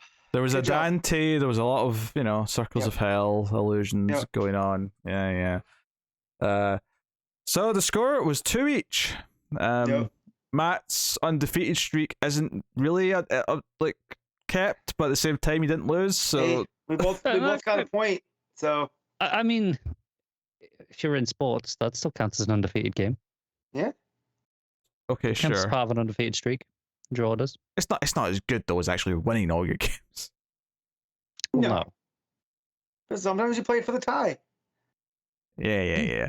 All right, there you go. There's your quiz. Oof, Ninth Circle. Damn. I hate you for putting the black something out there because I literally couldn't get that out of my head. Yep. That was good. That was not fun. That I think I would have got it anyway. I don't think I would. But it was literally nothing else would come into my brain. Yeah, I'm definitely doing a similar quiz, episode 400 and 500 and so on. That was too much fun. Shoot, if you have the time, you should do it weekly. Oh yeah, we can definitely fit that in around all the books. Because I know how much Connor hates it. I mean, I don't mind doing it on the show. It's the sitting down for the hour to prep, make the questions that I don't fancy doing every week. You guys can do it next week if I'm not here. There's no competition there if you're not here. Play against himself. No, it's my brain. That's my own competition. Yeah. There's too much in here. You got to play for a high score. Oh, is that right? Unless me and Matt both just go away and do like 5 questions of our own, and we have to get the other person's questions. Brad would all be Guy Gardner related, so he'd be screwed. Yeah, we can't really trust each other though. There's every possibility. I'll come in with 5 fair questions and Matt will make the most obscure bullshit. Like, what number was on Tim Drake's football jersey? And this issue of Detective. Yeah. I would be like, what's Metropolis's hockey team called? Mammoths. There you go. What's the Gotham hockey team? Oh. I want to say Knights. No, it's Gotham Knights. Team. It's the Gotham Blades. Oh, I never gotten that. Yeah. Doesn't even sound familiar. And then the Keystone, or the Central City. No, Keystone City is the Combines. Now he's going to get trivia that's specific to him that no one else is going to get. This is what Grant Morrison does. Mm-hmm. Just pulls random shit. It's like, this is my story now. Oh, bro, if I could do a flippin' DC hockey series, come on. Maybe it's the Mighty Ducks, but it's like the Gotham team. There's a lot of buzz around a football, soccer anime that started today. And I'm like, damn it, I kind of want to check it out. I can't say I do. I think to wrap up here before I do the normal outro, since it is a special milestone episode, it's probably worth thanking everyone for a start for sticking with us through all this time. Whether or not you jumped in at the start of Rebirth, or you found us during Future State, or you found us during the Metals, or any other random time you might have discovered Comics from the Multiverse, it is... Honestly, it's humbling every so often when someone says we brightened up their day because they had a laugh listening to us on their way to work or something. It's always a pleasing thing to hear. So, so just to give a serious bit of sentiment for a moment, I'll thank everyone. Would you two care to share anything you liked about the last 300 episodes that you'd want to point out? Watching Connor be miserable at quizzes. That's fun. Talk about recency bias. That was 10 minutes ago. The end of every episode when I get to go and eat. Since you like that, I have some more. I have a list. Hey. In the meta sense, finding out people actually listen and are excited to hear us talk about takes. And the thought that people actually hold my opinion on certain books. That's bizarre, isn't it? Yeah. Hey, Matt, is it a 7? What's that? Did you give it a 7 by any chance? Yeah, most of the time. But no, just like, people tagging me when news comes out because they know, that like when that Superman news came out, one of our listeners, Nick, hit me up. That's how I found out about it. So that's pretty cool. And I asked this question to other people. I didn't get a lot of hits on it because it was kind of a last minute thing. But Tim did reply, and his favorite moment was when he was on the show that one time. So, I can't argue with that. That is Tim's favorite. Don't give his substandard of comedy a platform. What are you seeing, Morbius? The world wants to know. Piss it off. It's not happening. Oh dear. I don't know. It's weird because like we've been through phases. Because obviously at the start it was the Rebirth show, and then obviously we've moved out of that era. We've been through the pandemic. We had a month and a half with no books where we just talk shit. By and large, and that's actually where the quizzes started. We did a few quizzes in those early weeks. It was his own separate mini-series of numbering, I believe. Yes, and then Connor whinged and cried and bitched about doing quizzes, so they went away for the last couple of weeks. Boring. They're not boring. They're hilarious. And I find them boring anyway, but I found them especially boring then when the whole world was going, we can do Zoom quizzes. I'm like, I don't want to do Zoom quizzes. And then you started doing basically Zoom quizzes, and I was sick of it. Well, I was having a fun time. And I don't mind them. I mean, if it's a short show, I also like questions. And Matt was enjoying winning, I think. Well, it's not just that. It is fun because it does make us dredge. And I wonder, Well, it's just it's funny. It shows how long the show's been running now. Yeah. That early Rebirth stuff is like trying to pull out knowledge that's in and out. Buried. Yeah. So, we've been through. We've went from a good run on Detective that felt like a special run, into a run where we all just fell away because we didn't want to read it, and then we're back again for another really solid, great run on Detective. Like we actually went through phases of books now, like multiple times, of going in and out of the runs. Mm-hmm. Speaking of upcoming Detective, I read Squire this week, which is a graphic novel. Mm-hmm. Which has writing by Nadia Shamas, who is taking over co-writing on Detective. Oh, okay, yeah. And how was it? From what I gather of the creation of that book, it was mostly the artist's idea. I'm completely blanking on her name now, which is really bad. But the book's behind me and I can't see it. And it was more of a, she had like, here's the ideas, the concepts, and then Shamas kind of came in and kind of worked from that and kind of developed. So you're thinking that's probably what happens here, where Tamaki's given her the plot, and I suspect Tamaki's kind of got the outlines and the general ideas, and Shamas is coming in and kind of tidying it up, doing the actual scripting of it. I wonder if that's because Tamaki's working on something else as well, or if that's just the knock-on effect of doing 12 issues that came out that quickly. Could be either or. Could be she just needs a break. Yeah. The artist is Sarah Alphagea. Yeah. The art is the standout of that. Like, it is gorgeous. That's what made me buy the book in the first place. I saw some of the art samples of hers at Thought Bubble last year. Yeah. And just gorgeous stuff. But no, it was a great graphic novel. I mean, it's like kind of young adult fantasy, Middle Eastern inspired.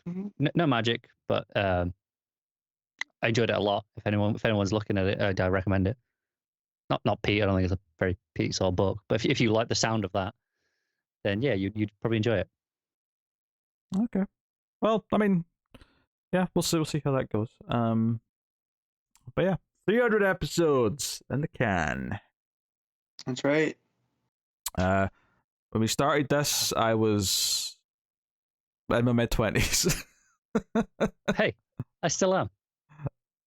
Shut up, Connor. No one asked. I can only really I can only really get away with saying that for another couple of months. At which point I switch definitively into late 20s, and I don't think I can pass it anymore. Enjoy them because they're gone before you know it. Yeah. Besides, the way Connor eats and the way he carries on, like he's like. What do you mean the way I eat? What do you mean the way he has accidents? I had one accident. Yeah, his Also, accidents. I am medically clumsy. It is not my fault. Yeah. Yeah. He's eaten more burgers than is probably. Yeah, but most days that's like my only meal of the day. Yeah, but if you only have one, That doesn't make you healthy. He's doing but it's calories in, calories out. It's fine. I'm an active individual. Yeah. It's a really funny sentence. That's like saying you're an activist, but you just said I'm an active individual. I walk a lot. I walk a lot with picket signs because I'm an activist. I am. He's as healthy as I've picketing you ever right been. now. Yeah. Cancelled culture. Where is I it? don't think you've been Where to is the it when I doctors need as it? much as you have the last year. That's probably true. But until like 2 years ago, I wasn't even registered to a doctor's in this city. Mm. I literally just went until like last year. I think I hadn't been to a doctor's in probably about 10 years. I'm just imagining in my head, Connor with a sign that says "Gingers have souls" and just like standing. No, we don't. But gingers do want Peter cancelled. No, they don't. Gingers love me. Just you that doesn't. The shit you give all the gingers, and you think that's true? I don't give shit to gingers. I am playful with gingers. I give shit to you. There are receipts. I give shit to you because you're the worst. You're the Wesley Crusher of this podcast, and you must be treated as such. Very hurtful thing for you to say. Up until now, it was all just banter, but you've crossed the line now. And Matt's not watched enough Star Trek to get the amusement of that. Nope. It's fine. He's the. What is going on in Picard? The Borg Queen. Was that a party?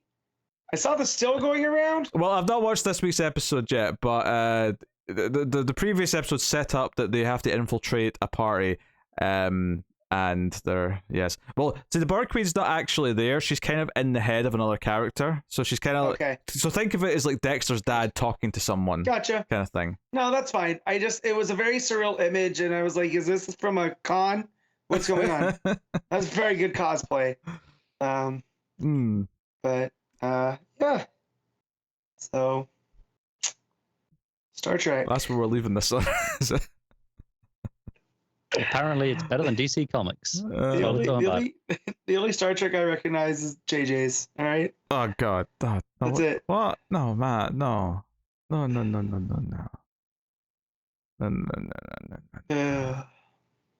I must need a taste transplant. Anyone offering up there? Better people have tried. Thank you. My favorite joke right now is to tell my wife we're going to go see Ambulance, which is Michael Bay. And we all know how she feels about Jake Gyllenhaal. I've talked about it enough. And then she threatens to leave me. So it's a risky gamble. Wait, so she doesn't want to go see it?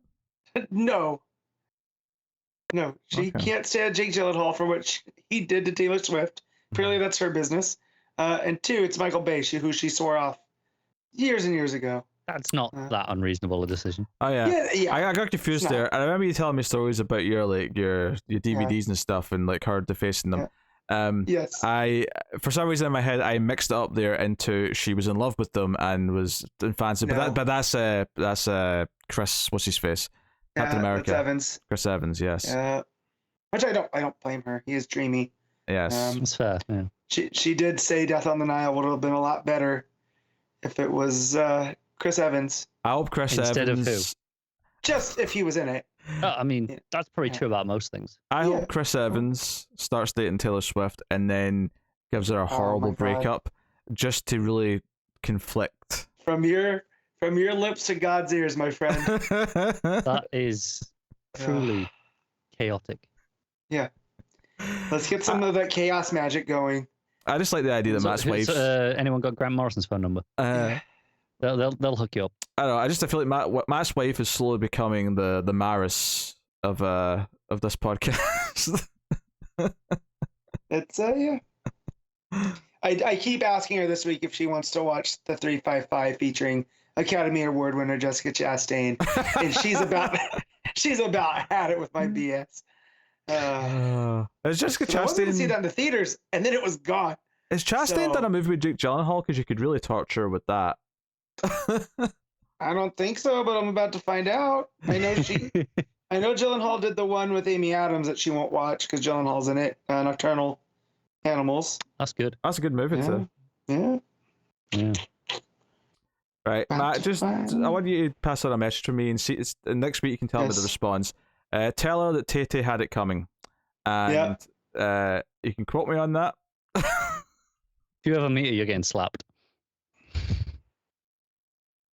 Oh, it's not nothing worse than I've said. I'm tried to talk my sister who got a Cricut machine to make me a shirt that says Jake Gyllenhaal did nothing wrong, and proceed to wear it around the house. She won't because she values my life.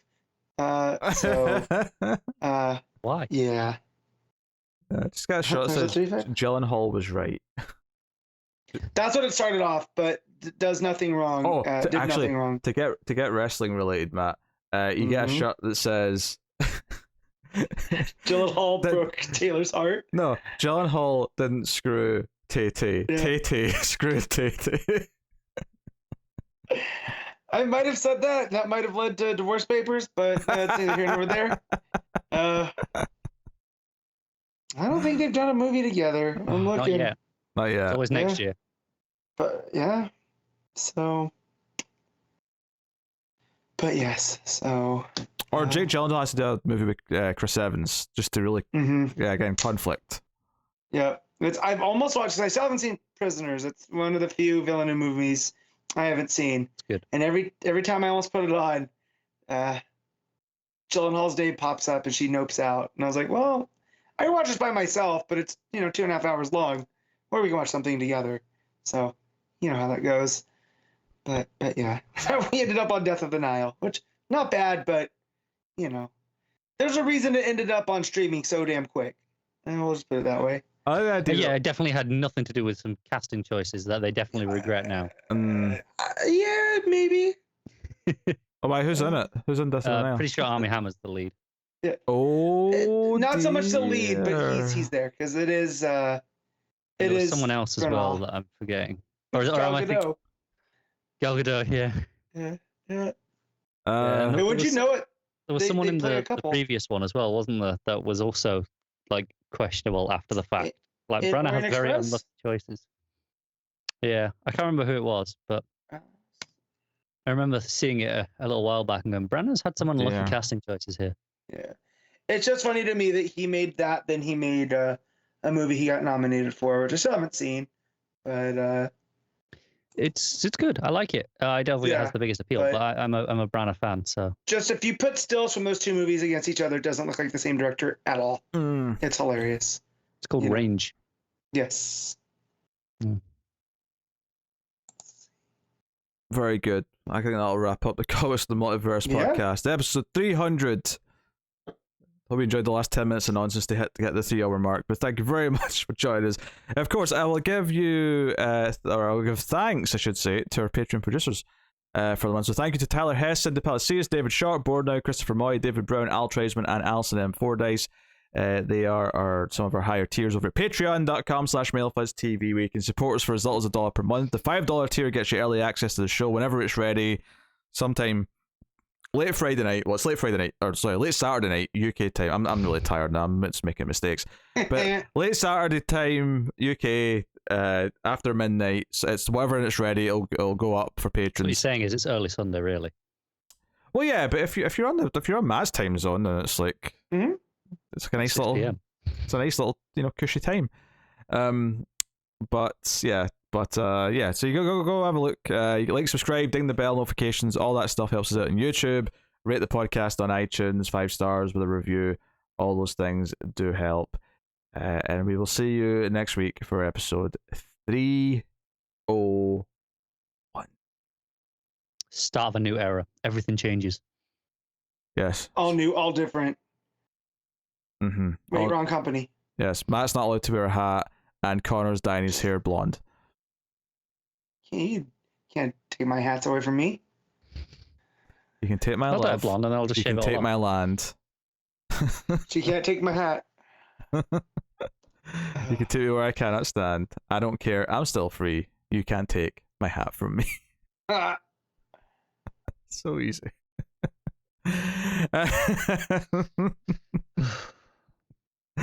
Thank you once again, everyone, for watching. Let's see, I always appreciate it. Thank you for being with us for 300 episodes. We will see you next time. Keep reading DC Comics and remember to never get lost in the Speed Force.